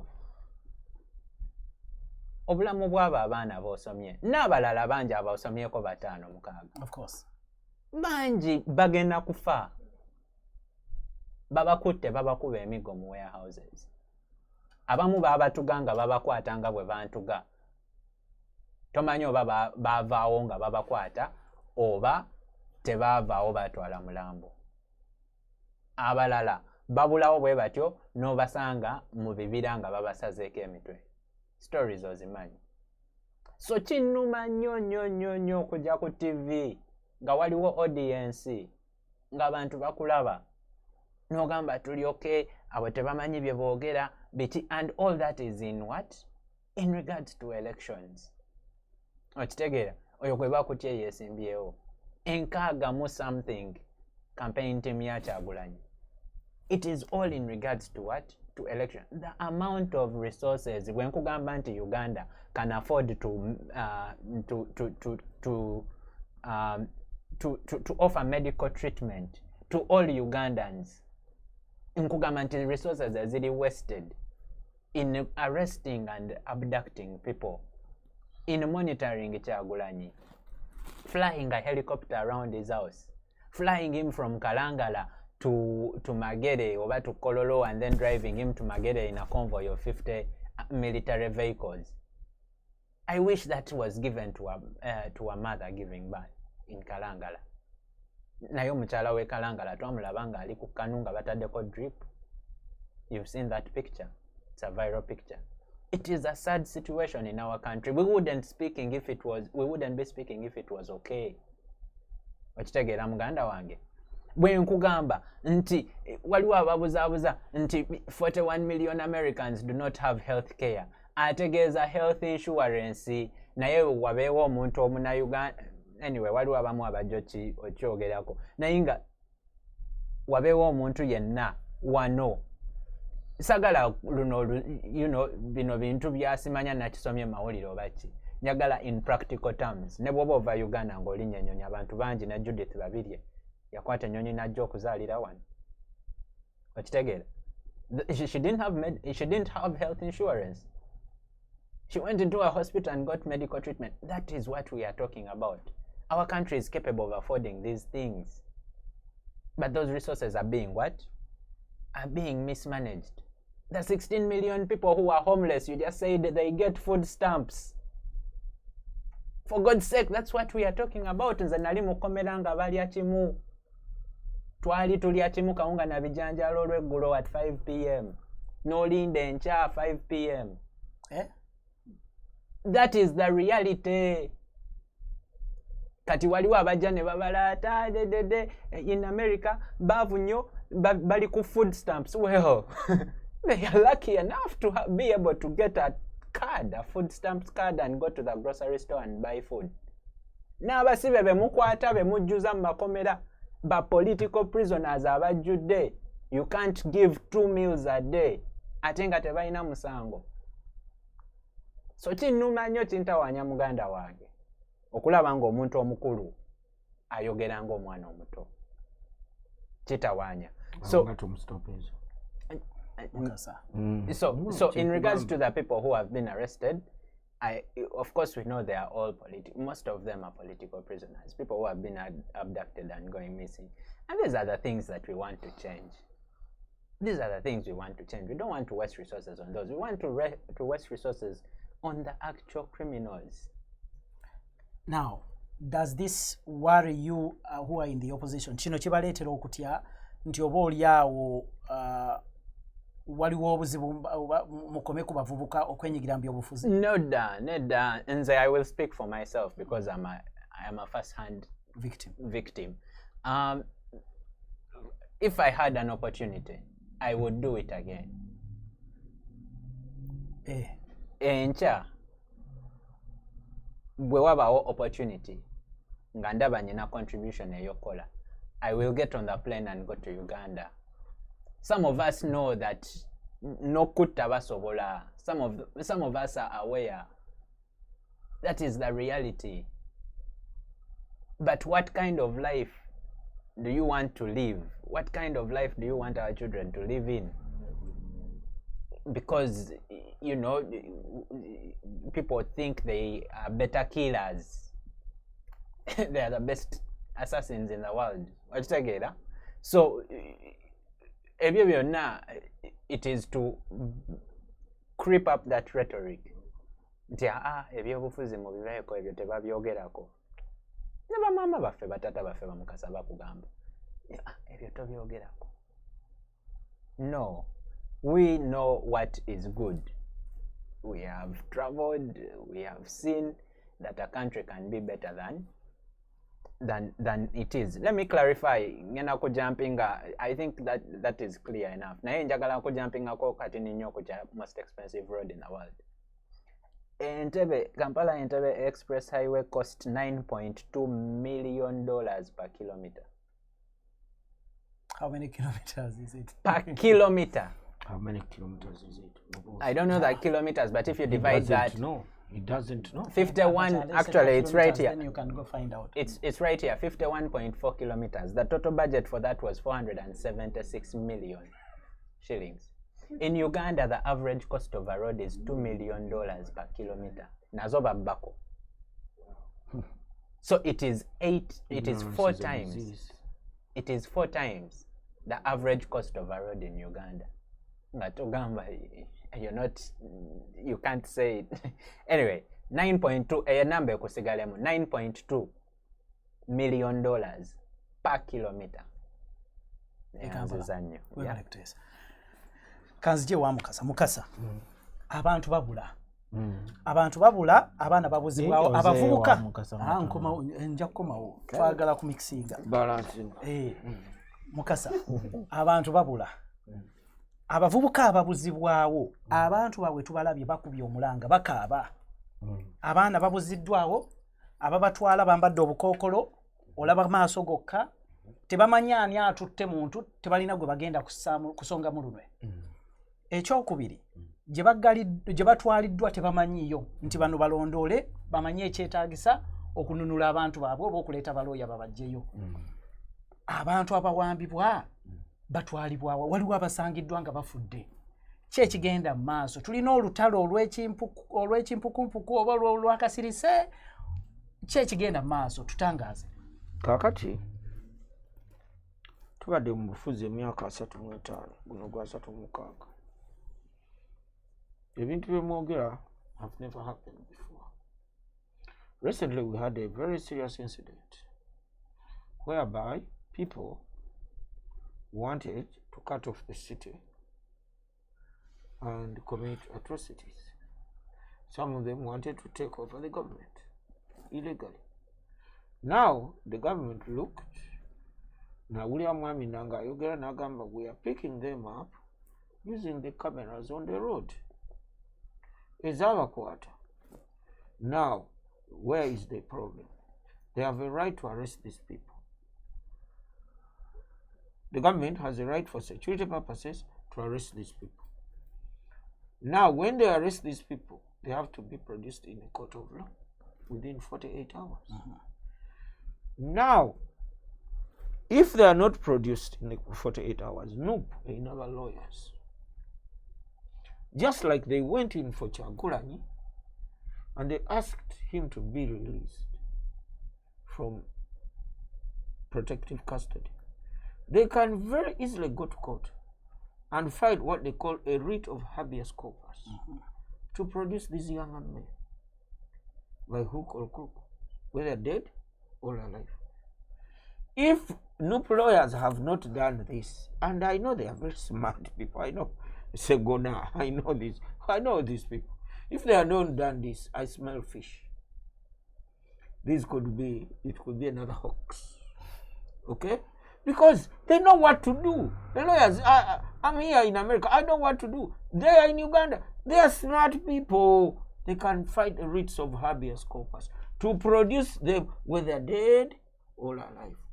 Now, if these people have not even attempted to do this, they just go on TV. It is another way of playing politics, I believe. Because Mr. Inebiona here was arrested and he was released. Okay? He was arrested. We knew where he was locked up. And the lawyers went there and they released him. So why are these people not releasing these people? Because owulidde kye ŋŋambye abantu abaabwe tebamanyiwa gye bali. You don't have to know where they are. You go to court, court will order the government to produce you dead or alive. That is the writ of habeas corpus.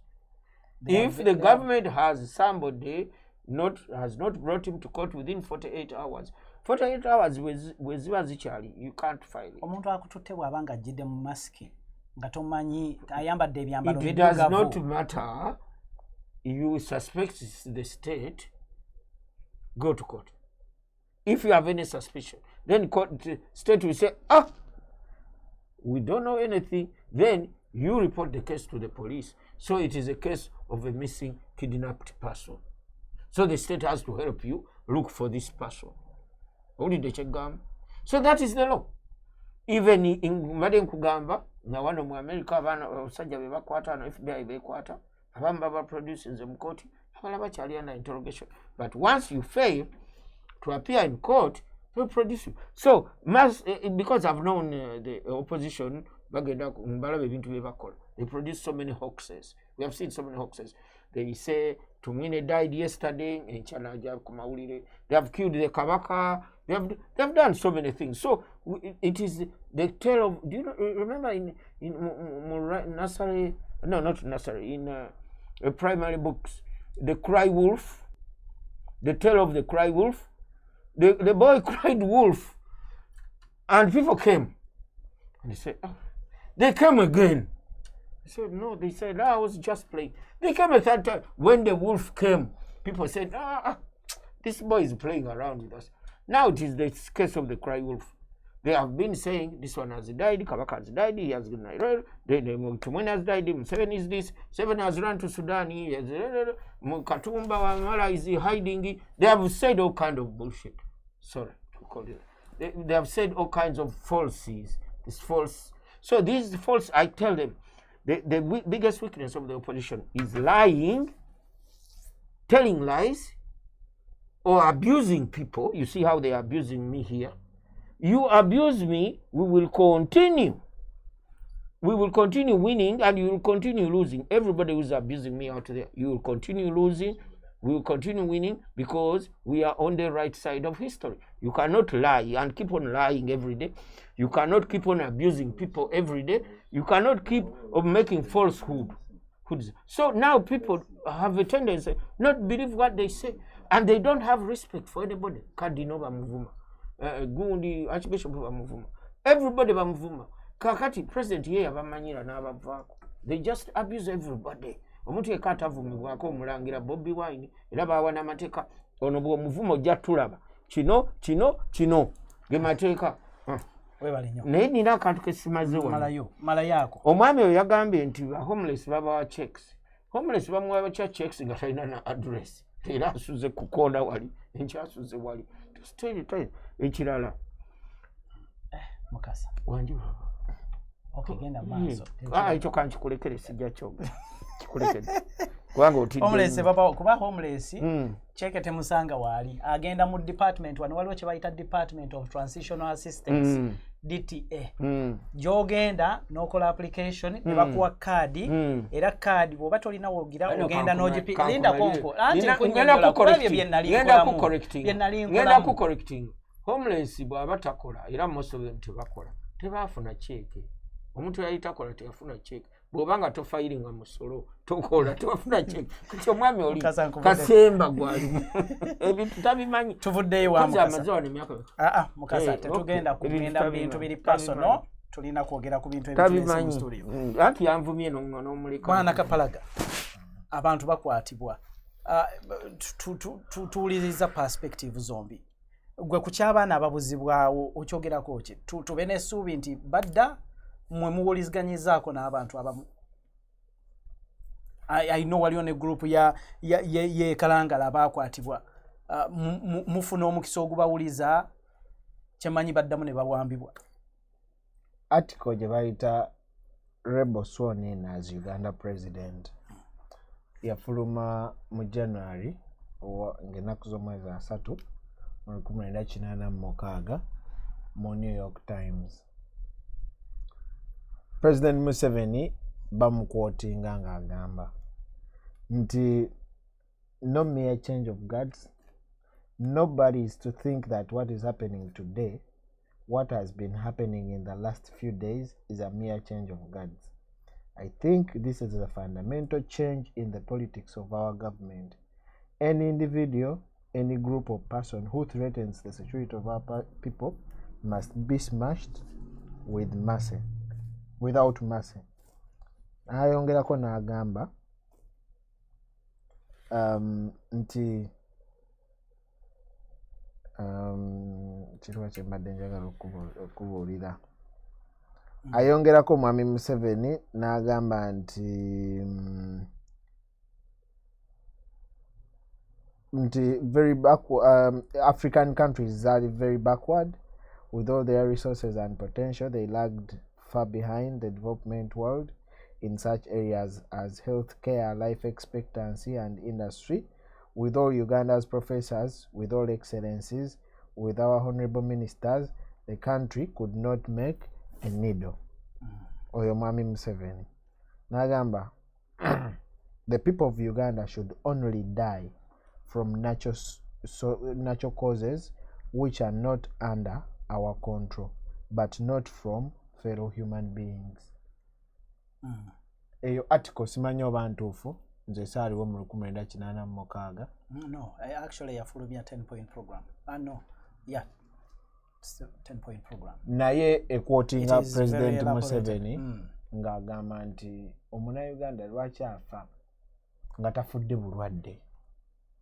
Just mu November ono yakagwa President Museveni yatugambye nti abantu 22 amasasi gafubutuka gye gafubutuka oba mu ggulu oba mu kiswa oba wa ne gajja ne gabakuba ne gabatta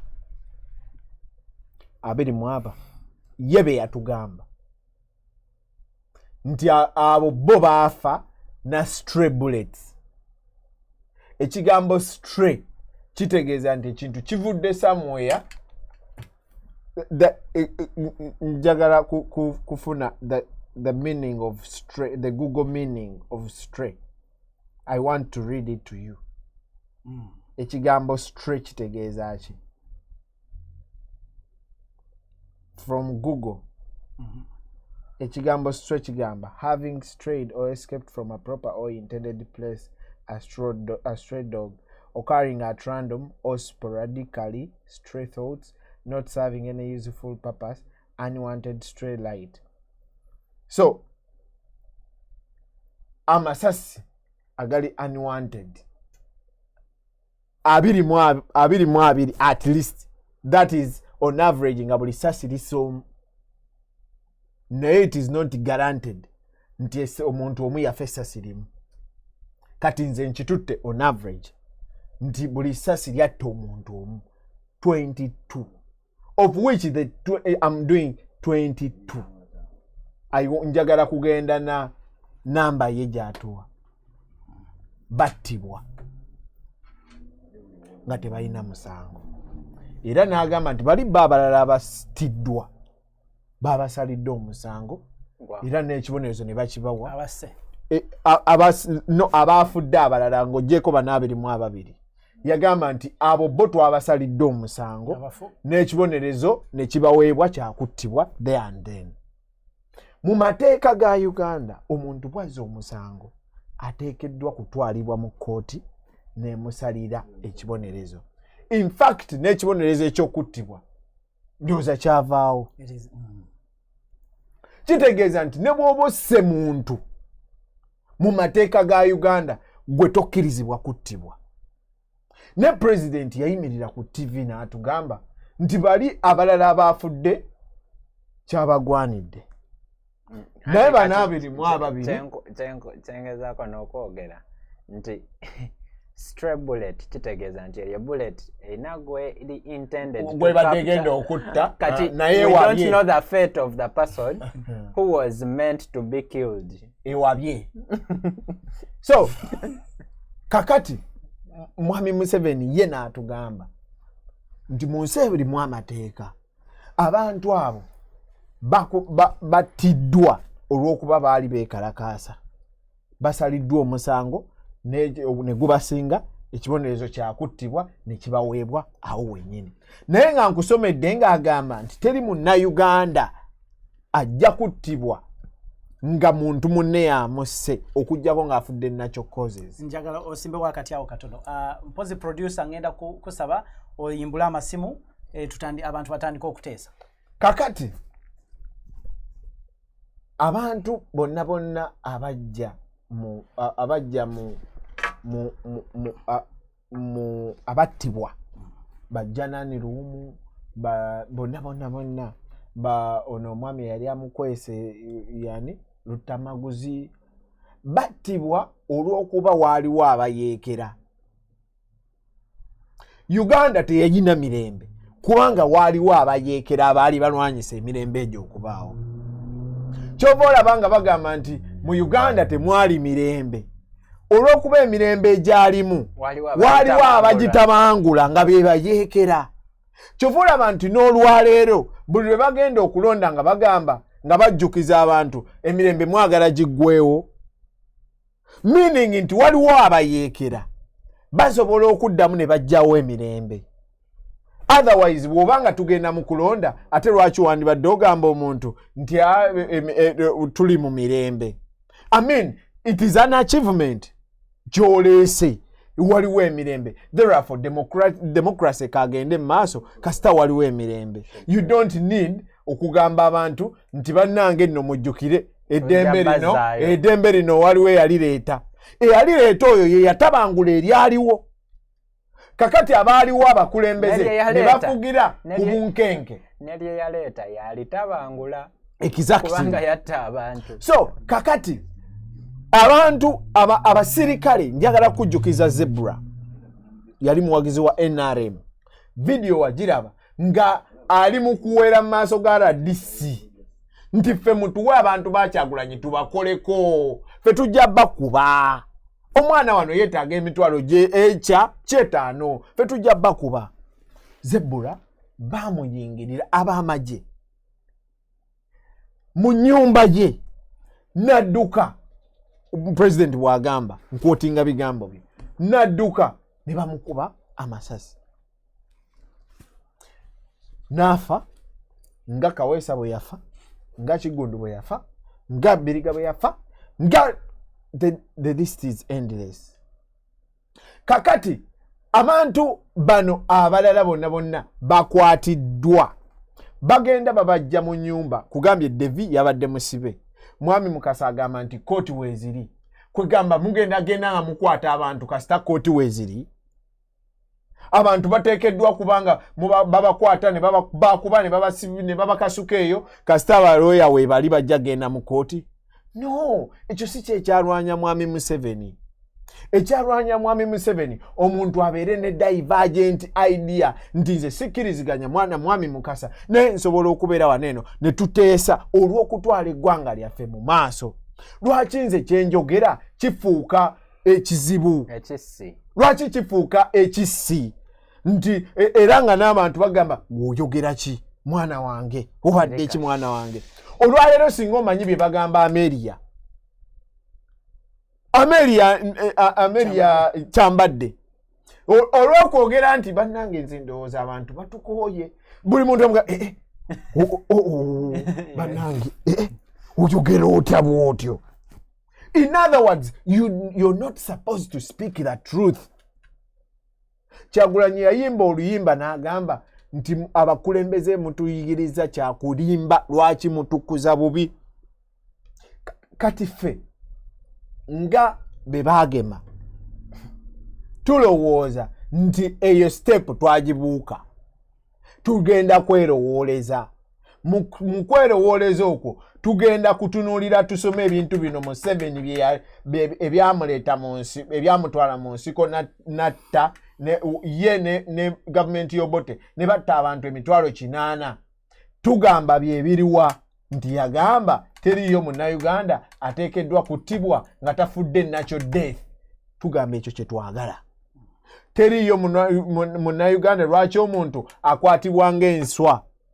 Tugamba ekyo kye twagala. Basically, we don't even need an agenda.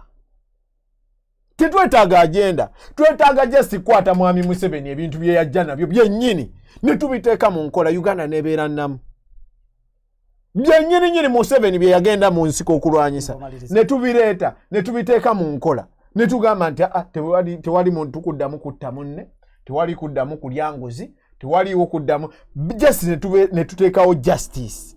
Ng'ebitongole byonna bikola bulungi ng'omuntu asizze omusango avunaanizibwa era n'aweebwa ekibonerezo. Omuntu alidde enguzi sente zaffe zimuggyako n'asibibwa. Omuntu basically nituko ate ebyo ebintu mwami Mukasa abimanyi kubanga mugezi naye just ye ayagala ku ayagala ku keeping conversation. Mwagala nnyo kubanga atuwa conversation mwami Mukasa oyo. Atuwa reason why we should liberate Uganda every day. Whenever I look at Mukasa, I think nayamba omusajja ono omukulu omugezi bwati lwaki tasobola kulaba bintu bitono bito naye ate obwongo ne bunga nti abiraba ne just asalawo okwogera nga bw'ayogera kubanga ne mwami Museveni amanyi nti abantu battibwa. Tolowooza nti takimanyi. Mwami Museveni akimanyi nti abantu baavu. Tolowooza nti takimanyi. Ye kennyini yatugamba yatuwa percentage n'agamba nti abantu abatasobola yadde okuteeka nusu ewaka omwaka ne guggwako sinje 10 bali 68 ku buli 100 mu Uganda. Mwami Museveni bwe yagamba 68% tebasobola kuba na siringi 10 mu nsawo. Emyaka 35 ku bantu 10 bw'obala omu babiri wantuliwo omu babiri basatu bana bataano mukaaga musanvu. Kakati 68% of 7 kitegeeza kati nga wano wetuli abantu basatu be basobola okubaamu n'ekikumi oba babiri be basobola okubaamu n'ekikumi. Ku bantu 10 gwe ogende Uganda obala abantu omu babiri basatu bana paka ku 10 68 tebalina yadde 10 okusinziira ku President Museveni. Mu ggwanga lyafuze nkusomedde n'enkugamba nti nno yagamba nti abantu eno article sinze yagiwandika ne we bagiwandiikira saaliwo naye ngisomye muki mu New York Times. Soko simbe wakati awo tusoke tuwulire ku bateesa akubye essimu amanya ne gy'osinzidde teesa naye ononsonyiwa teri kuvuma teri kwogera bigambo bikalu nja kujjako singa ovuma sebo nze ndikanze nzirukanye sebo no mwewa kwanga niwano mwiwesi ye sebo genda maaso abasajja ngoyo mukase batusibiyeko omusajja oyo omubyenyo Museveni kubanga bamufunamu ssente ye sebo singa abasajja abo batusinga singa batuyamane basidika ne bakumirira okumpanya bwabwe Uganda ne badde efuna emirembe yesebo ebyo byange sebo webale nnyo webalire ddala okuteesa webale nnyo n'okuuma obudde sebo nja kuwa obudde okuddamu bagambye baleme kuvuma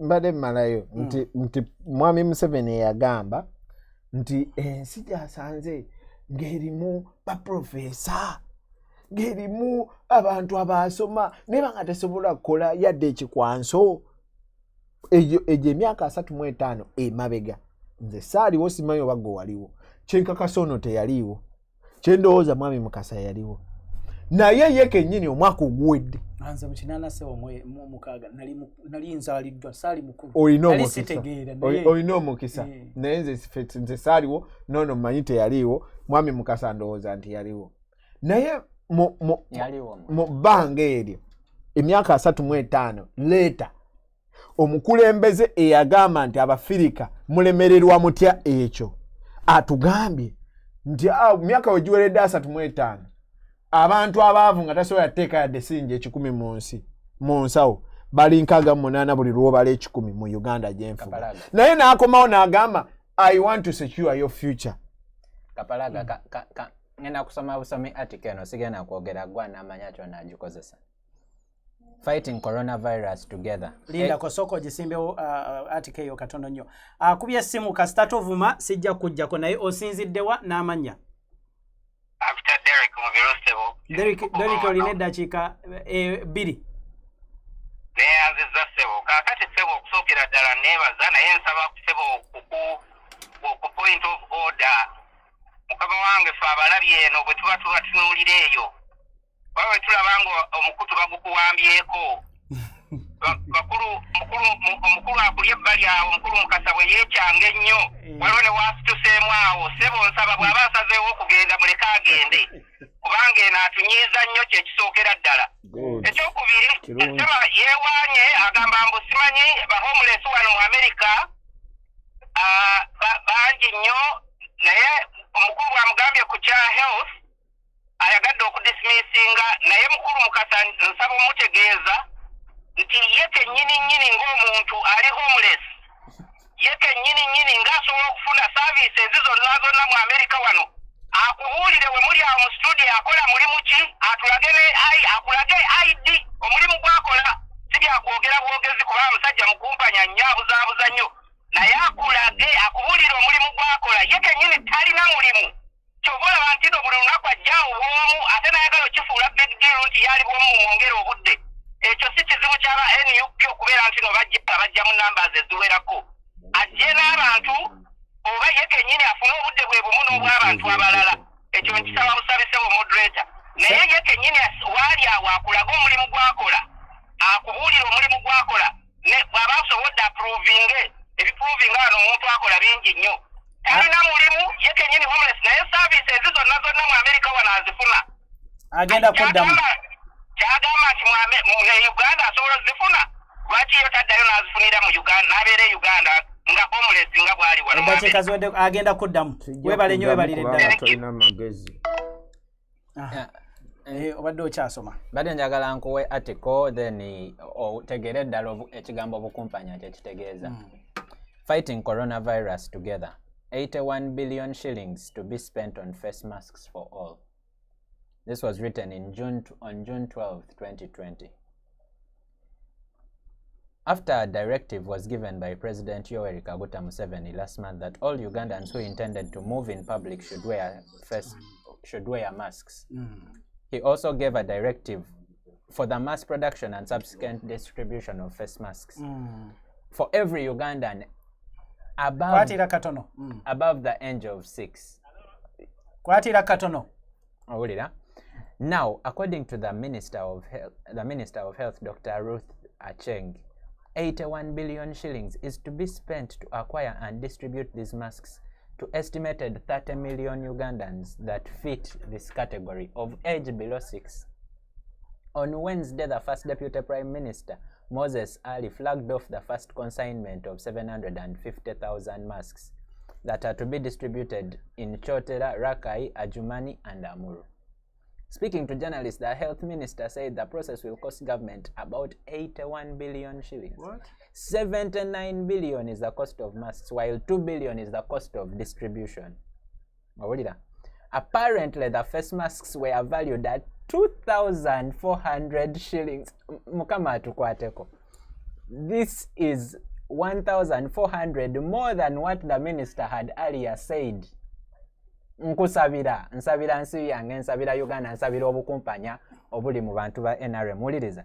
In explanation, the minister said the masks are made of 3 layers. The outer layer 65% polyester, 35% cotton. The middle layer made of chiffon, and the innermost layer is made of cotton.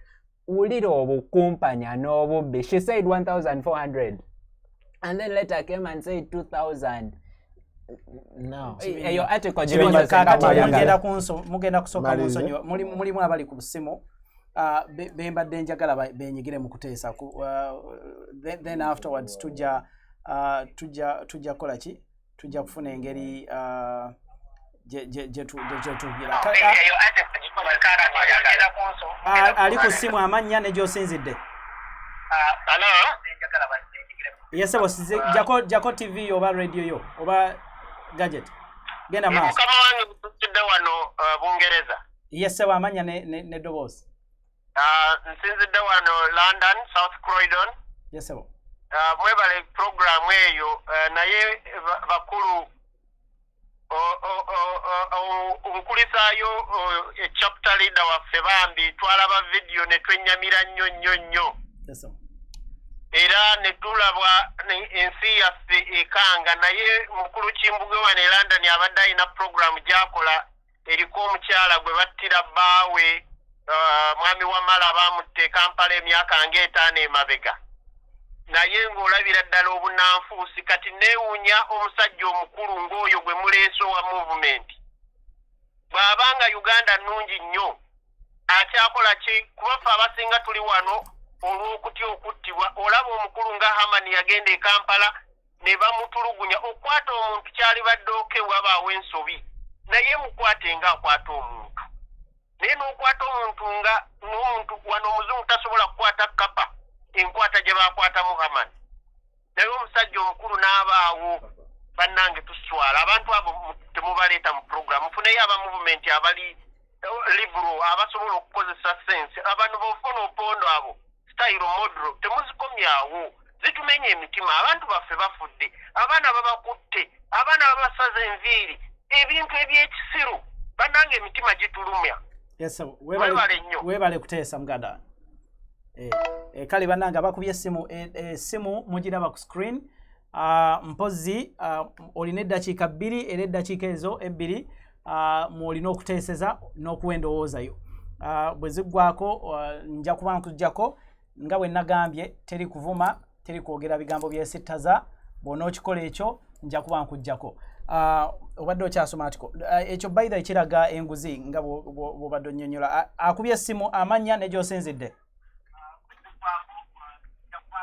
Hello? Yennyabo amanya ne gy'osinzidde. Sebo nze nsinzidde wano Canada bampita Kimuli Anet. Yennyabo omukyala Anet Kimuli genda maaso. Kakati Sebo tweyanziza nnyo byonna tweyanzeege nsaba okulisayo omwami Hamani naye omwami mukasa oyo gwe muleese mwami mukasa abeere ng'akola ki afeesinga reality kubanga agenze n'agamba amasannyalaze e Kampala tulina mangi amasannyalaze akimanyi ssente ze bagagula n'ekyokubiri agenze n'agamba kamera abantu bonna be bakwata be bawamba e Kampala nti lwakuba kamera zibakwata ku street naye Hamani talina kamera bwe yamukwata ddala bw'abanga talina nga Uganda nnungi akola kiwano wano talinawo n'omukazi gwe yazaalamu omwana e Uganda. Maama, tetugenda pasono yogera ku nsonga eziri mu studio. Agenze pasono mwannyinaze baamukutte baamukubye amagulu. Kati bw'abanga tasobola naye kulabirira famire ye ku kyalo kwava manyiyo. Maama ngenda kujjako genda ku bintu bye tuteesaako. Njogera ku nsebo kakati ssebo. Maama tomanyi. Nkumanyi ssebo taata naye oyogera erinnya lyange ddala nzaani oba omumanyi. Mwami Mukaso oyogera erinnya lyange ddala nzaani. Mubuuza agambye amumanyi. Erinnya lyange eryo nzaani. Kale weebale kuteesa nnyabo. Akubye amanya ne gy'osinzidde. Mukama wange nkulamusiza ssebo. Nange bwento mugana. Nze Bruno okusinziira ne Massachusetts. Yes sebo. Teesa mugana. Tuusa okusaasira kwange oba n'okukulisa mu ngeri y'emu n'okukulisa mukama waffe oyo Hamani nti akulikeyo era nga yalaba nnyo ebyamutuukako ng'ali Uganda. Mukama wange kyannaku okulaba nti mu generation eno tulina abantu abalowooza nga mukadde waffe oyo Mukasa nti omukulembeze ye gwanga eyali omukulembeze kuba takyali mukulembeze. Mwami Museveni ow'ekinaana bwe yeesanga n'owakati balwana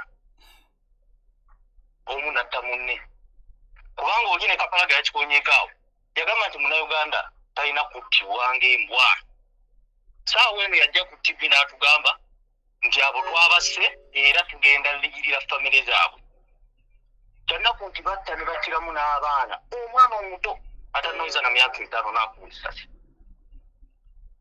Ye muntu y'omu yatugamba nti no ye talina gwakolerera okuggyako abaana be ne famire ye. Simanyi oba Mwami Mukasa ebintu ebyabiraba naye muntu oyo yennyini yali mu state house so she personal house meaning nze nga bwe nkitegeera mpozi nga ntegeera mu bukyamu nti state house erina kubeeramu omuntu aweereza oba a servant aweereza abantu abo bakulembera.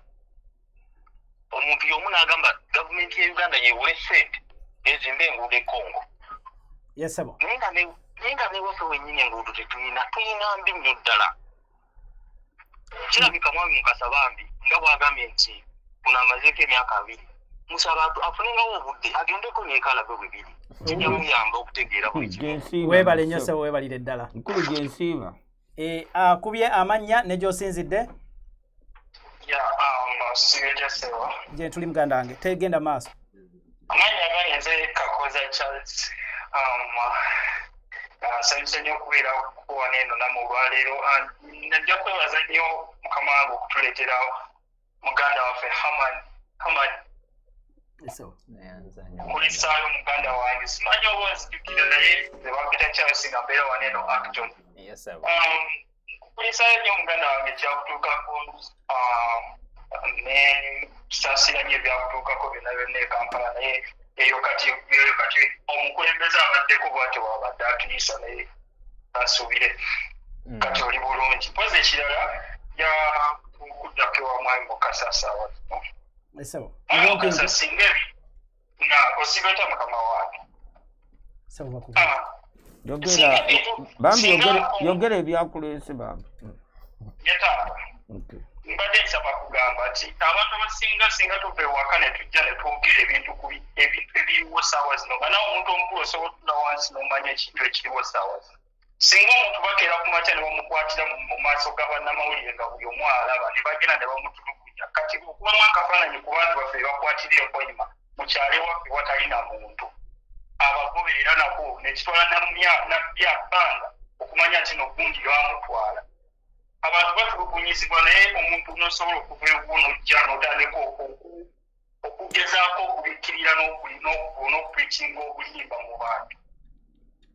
Kiruma nnyo okuba nti bannayuganda wakyali abalina endowooza. Sebo ng'omaliriza. Nja kumaliriza nga neebaza ku Kapalaga na buli omu yenna akoze ekisinga okwewanga muganda waffe Hamani avaayo nasaawa eno nga tuddamu okulabako mukaba neyaza. Kale bosi weebale nnyo weebalire ddala. Kaakati okuteesa bwe kutyo bwe kuli. Ngenda buli omu ngenda muwa eddakiika 2. Eddakiika 2 zenkuwa kuwumba n'okuddamu abakubya amasimu n'okusiibula. Kati kansooke nkwate y'essimu endala 2 then tukikole ekyo tugende maaso. Akubye amannya ne woosinzidde. Hello. Ye amanya ne woosinzidde. Ono bamuyita Apollo Eusta. Apollo teesa tuwulire. Nsanyuse nnyo okulaba muganda wange Hamani. Yesebo. Nange bwentyo kuba. Era musaasira nnyo ebyamutuukako ne baganda bange abakyali mu makomera mu Uganda nga n'ebyabasibya. By the way, nabadde ndaba waliwo ekintu ekyanshookinga ebiseera ebyo nga ndaba pulezidenti aveerwa kitula nga agamba nga ali mu nkuŋŋaana z'abantu nga bayitirivu bangi, naye nenzijukira statement yasibisa abaana abo bakyali mu makomera ba Nubia Nuli nga bagamba nti bakuma simanyi covid simanyi biki kati neneebuuza eyo si double standard. Abaana bali mu makomera tebalina musango okuŋŋaanyiza abantu 10,000 oboogereramu. Nenzijukira ebyo byonna ebibaddewo mu campaign nga Bobi Wine bamugaana okukola enkuŋŋaana covid. I mean, this is really serious. Nze ndi musajja abadde nga ndi musajja wa state, but we will not allow that kind of nonsense abantu okubeera nga babeera mu double standard.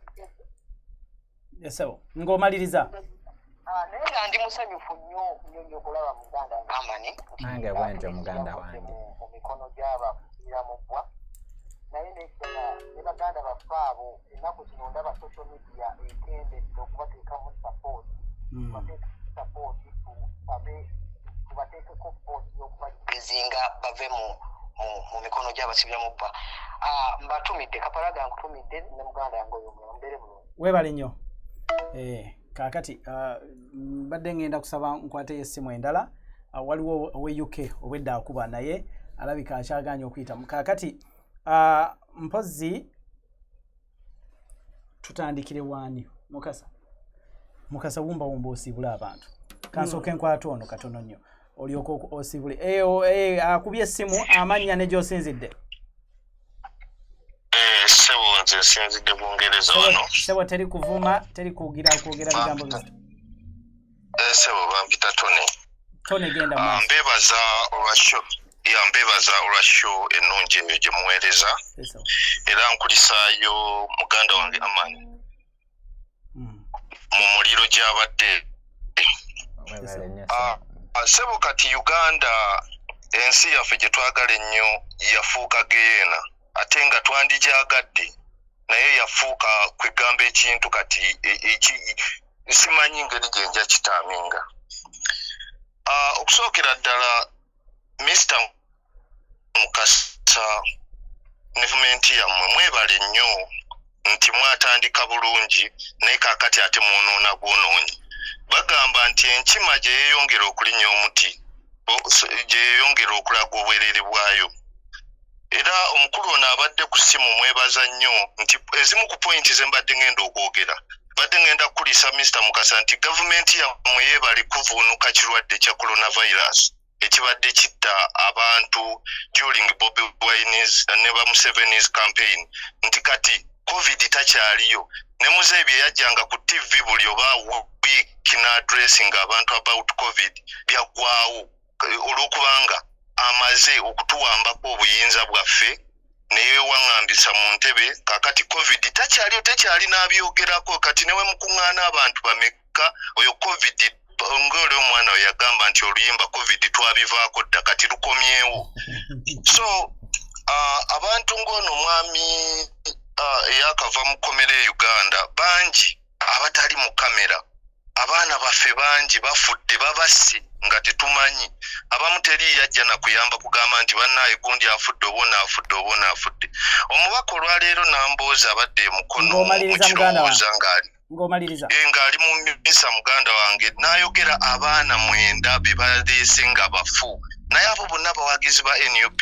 So nga maliriza Mr. Mukasa mbadde saagala mukama wange nkusaamu ekitiibwa oyogerenga abalaata n'amakulu ng'onyeenyamukko ku show olaga nti tubayina mukama wange kankumaawo olw'obudde naye nga neyanza nnyo olwa programu eyo webale nnyo webalire ddala ono ndooza yagenda okusembayo amannya ne woosinzidde genda maaso yesebo jako tv oba computer muganda wange jako gadgets zogenda kujjako genda maaso yesebo genda maaso mwebale nnyo programu yamwe kale sebo nebaza Hamani Kaparaga Mukasa I don't know who the name of the moderator is Roger sebo amannya ne gyosinzidde Rogers. I'm calling from the UK. I'm called Jeff Batanda. Yes, Jeff. Go back and look at 1996, 2001, 2006, 2016, 2021. What has changed? Thank you. Thank you, James. James ekintu akikoze nkola ya kizungu nnyo. Ekintu akiyisizza mu bwangu nekiggwa. Kaka tugenda kutandika okusiibula. Tutandikire wo Mukasa. Nja concluding. Yeah, bulijjo nze nsooka. Bulijjo sigwa osooka. I have to wind up. Why would you want to? Kake. Because tugende wa Haman. The first. Yeah, I know your tricks. Omanyi atiko Jenson nzikiriza nkwate yesembayo mbadde ngambye eri yesembayo naye bananga amasimu ono yasembayo ndekeddawo kwata amasimu olw'okubona wa WhatsApp kamukwata amanya ne wosinzidde mu ddakiika emu ono mwami Ezra yesebo manya kutangaza ku mwami Mukasa ayogera ku bya masanyalaze ku ayogera ddamu biki badde njagala ayawule mbu amasanyalaze tuguza Rwanda, Uganda, Sudani ne Congo naye ate Kenya etuguza emana netuguza ate ne Rwanda netuguza ojja muddamu olina obuddamu Mukasa leka abantu bateese genda maaso ulira njagala yawule bwetuguza Kenya amasanyalaze netuguza Rwanda amasanyalaze ate Kenya amasanyalaze sente ntono ewaabwe bo bagatuza bagaguza abawaabwe ku sente ntono ne Rwanda ku sente ntono fe abaproducing amasanyalaze ate owewana nnyo mbutu producing amasanyalaze kati tubali ku muntu atali wa eraito wa bulijjo ataasomako akozesa amagezi amazaale njagala owulize akozesa amagezi amazaale tuguza amasanyalaze Kenya tuguze eri ate fene wano n'omutuleeka omwana n'omuleeka olowooza agenda kukibala atya nga owulira byokola ekyo kitaawo ekyokubiri amalwaliro eddagala ya sente zomusabye mu parliament esente zomusabye billions okudestroyinga gundi amaddagala ku gundi okola ki okugoja ng'ate amalwaliro gadde tegalina sente tegalina ddagala kati ate eddagala lyomwagala kwokya expired liri expired lyatuka time kyokwe expiringa at the same time ngeno ate mu amalwaliro teri ddagala njagala weetereezeemu ku kintu ekyo ku myaka gye nkulabamuko weebale nnyo weebalire ddala kale amasimu tulekeddaawo eyesembye abateesezza mwebale kuteesa Haman omuzindalo gugwo mu ddakiika 2 wumba osiibula abantu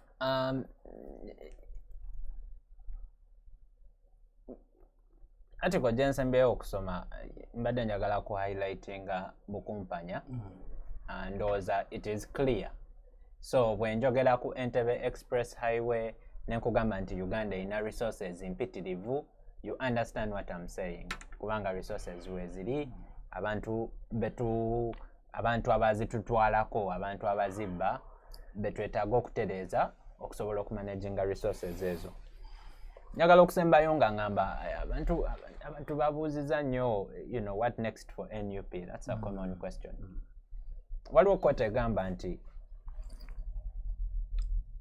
the lifetime of every tyrant is prescribed by the endurance of the people they oppress. So, if our endurance breaks at this time, the lifetime of that tyrant is going to what? Expand. To increase. But if our endurance persists through this time, you know, I am very confident that the lifetime of this tyrant is going to what? To go down. Tusigale nga tukola bye tukola. Our mission is to remove a dictator. It's not something that you just do. It is something that is a process, and it takes persistence, perseverance, and a lot of creativity. You know, the creativity of the Musevenis was picking up guns. Our creativity might be how to maneuver internet blockage in Uganda and still be able to share information with our people. Because we don't have, you know, there's not much social media activity as before. Well, I can assure you that is because of the restrictions on the people back home on social media. The data, you know, Facebook, VPN, it's a law. It's a law. I just read for you an article from 2020. None of those people who have collected these billions of shillings have been cautioned, questioned. Nagende Uganda nga 0.1 out of 10 people. Ngezako kufuna number. 0.1 out of 10 people have a mask written on GOU, Government of Uganda. Nalabalira abantu nga babiri. Among all the people I saw, the money I just read, waliwo article endala eya 50 more billion shillings that went towards that kubanga zino zaali tezimala. Mbolirayo omuntu wamwe yali afunye mask. So our endurance is what is going to limit the time of this tyrant. Neyanziza nnyo webale kuweereza. Webale nnyo webalire ddala. Mukasa. Sibula abantu. Mbasibula bannange nga mbagamba bweti nti ebikolimo by'enkoko tebittaka munye. Ate abasinga mugenda ne muddoko ne mulimba abamu oli agambye mbwammanyi naleka n'omwaniko. Omulala n'agamba mbunze ndi homeless. Byonna muyogera because that is NUP mumanyiddwa muvuma muli balimba mwawayiza Kabaka nti yafa ne mwayiza nti yalwala addukire Kenya ne mwayiriza Katumba nti yafa kisona yadduse ne mukola all kinds mulimba mukonjera kugamba you are evil. I'm sorry to be calling you this. You guys are evil. Musonyiwe kukibagamba kino mutisatisa abantu kati ate mwetekako high horse nti mwe muli hole mwe muvuma ne mwe muli ebigambo ebisembayo bwe mmala okuvuma ne mukonjera ne muwayiriza abantu olaba oli aneesibako nti amumanyi oli Canada tolina nakyo mumanyiko. So n'olw'ensonga eyo kambabula ekintu kimu ffe bwe twali nga tugenda okukwata obuyinza twali on the side of righteousness. Mukulu Hamani wano boogedde tebaaliwo nze naliwo tebaaliwo. Everybody was rooting for Museveni to take over power. Everybody. With you muli awo gagamba muforcinga n'abantu okuba joining. Once you have a right cause, people will follow you. Now you can't make up causes. Ne making up causes ne mulimba ono bamukutte ono bamusi n'aba challenges ne mbagamba baloya we bali aba NUP babwerere abantu bamwe baba bakutte babeherere gwalisa. Tell him to keep quiet. I kept quiet. No, let him be quiet. Let him be quiet for what? Okay, proceed. Oli uneasy ayina okukuba obuswanyu kati owulira ofa oyinza kusirikako. So kakati bwe mubanga mu honest bimuli mwogera mazima nti abantu bano bakwate nabagambe waliwo gye bayita writ of habeas corpus. Produce these people. Fe government yaffe tetta abantu abaafa ebya stray bullets babyogedde. Stray bullets zibeerawo police bebe shootinga because if you attack the police twalaba abakuba police n'ennyondo ne tulaba abakuba police amayinja ne tulaba emmotoka z'NRM bazikuba amayinja n'emiggo na buli kimu ne tulaba NRM nga babafumita ebiso ne tulaba nga bambula abakazi b'NRM. Because of that the police has to intervene. omuntu eyafiira in that confusion ne mu blocking amakubo ne mwagala you wanted to cut off the city. No government, even the American government had 5 people died in Congress in Washington just 2 weeks ago. 2 weeks ago, people died in Washington. Nga bagezaako kukola bye mwali mukola e Kampala. Not only that, tell your government so abakkiriza kukola ekyo. N'olw'ensonga eyo mwe mulekeraawo ebintu obwa bulimba. Singa olaba muzika Kabaka nze nabatya. Ne mugamba nti Mayiga ne mugamba Mayiga ababuulire yali ya ssente. Come on people, wake up. Ngaffe abantu abalina righteousness. We cannot join your group. You can force us, you can abuse us. Government mujja gisibako buli kimu kyonna, Museveni mujja musibako kyonna, naye righteousness will always come out.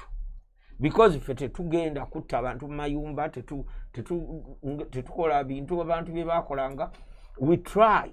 Waliwo mistakes ezikolebwa, era government comes out. Right now, buli muntu yenna eyalumizibwa government n'agenda mu court was compensated. It is very, very trying nti omuntu afudde tosobola kuzza bulamu naye waliwo instances abantu kati ng'owa police LDU yatta abantu ow'amagye yatta aba LDU 2 ne police. So these things happen. Ngomaliriza.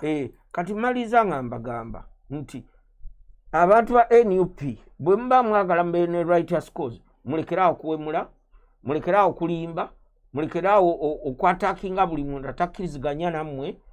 Awo mujja kubaako we mutuuka. Naye right now we muli ku bisubi, mwekutte ku bisubi. Kyetwavudde tubakuba akalulu akawulidde. Bwe bali kuteesa mukasa. Sebo Kapalaga.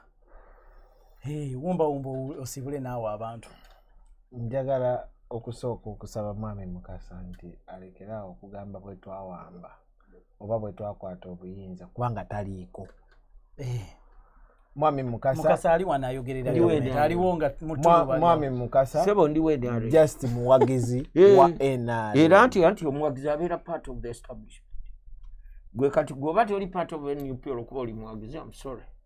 Kale muleka agende. Gwe kennyini osiiba olaajana toyagala kuyinga. Nsonyiwa. Ekyokubiri njagala kusomera kano kensembayo okusomera mu article yennyini gye mbadde njogerako eya New York Times. Yafuluma nga 3 January 1986. Mr. Museveni, who rested a hand on a bike as he spoke, on a Bible, as he spoke, said that democracy was the right of the people of Africa and that government must not be the masters but the servers of the population. Oyo mwami Museveni mu 1986.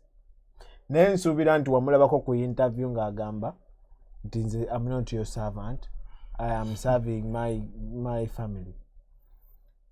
He suggested that democracy would be built from the ground up with the village committees that would serve as the watchdogs for society against misuse of authority.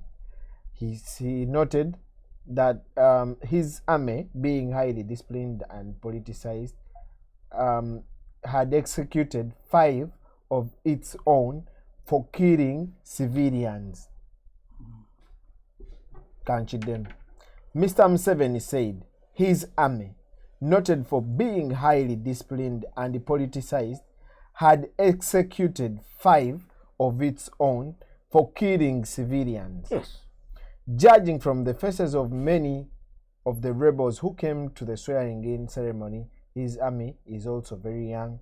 One boy asked how old he was, rested his rifle against his leg, and held up 10 fingers, meaning he was 10 years. That is 1986. President Museveni yagamba yewaana nti ejje lyaffe li executinze abasirikale 5 olw'okutta ba civilian. Njagala just ombuulire omusirikale omu eyasibwa ku 17th ne 18 November. Mwami Mukasa nkwadde obudde bwange. Omusirikale omu eyasibwa wano 1986 5 battibwa olw'okutta ba civilian. kati nze njagala ompoomu eyasibwa mpalinnya mpafulo batompa anti nkuwadde mperinnya kati sirika njugiri mpalinnya kati sirika njugiri you cannot talk as I talk ngoyogera okay can I talk yes mukasato obuuza nino okumuleka akulinga down mukulu kapalaga tebasobola kuwamanya nga investigation tenaba ekyagala maaso kale kakati webale nnyo eddala kakati bannayuganda mwe muteekeddwa okumakinga sure nga Uganda efuuka we mujagala. Teriyo muntu yadde webweru agenda kujja abakyusize Uganda. Mwami Museveni bwe yalabanga ebintu bitabuse takkiriziganya nabyo ye yakwata mundu n'agenda mu nsiko. Guno omulembe tulowooza nti mundu tekyakola. Era omuntu yenna alowooza ku kyemundu oyo tetugenda kwatagana. Naye nga tulowooza nti nga generation tukyasobola okweddiza eggwanga lyaffe kubanga nga generation tusituse ne tutandika okwogera ku bino ebintu. Nze nakolanga ku radio gwe Roger nga nakola ku radio emyaka 10. Natandika okwogera ku byobufuzi mu 2017. Nenga nakola ku radio nga maze senior 6. Ne 2017 nenjivaako 2018.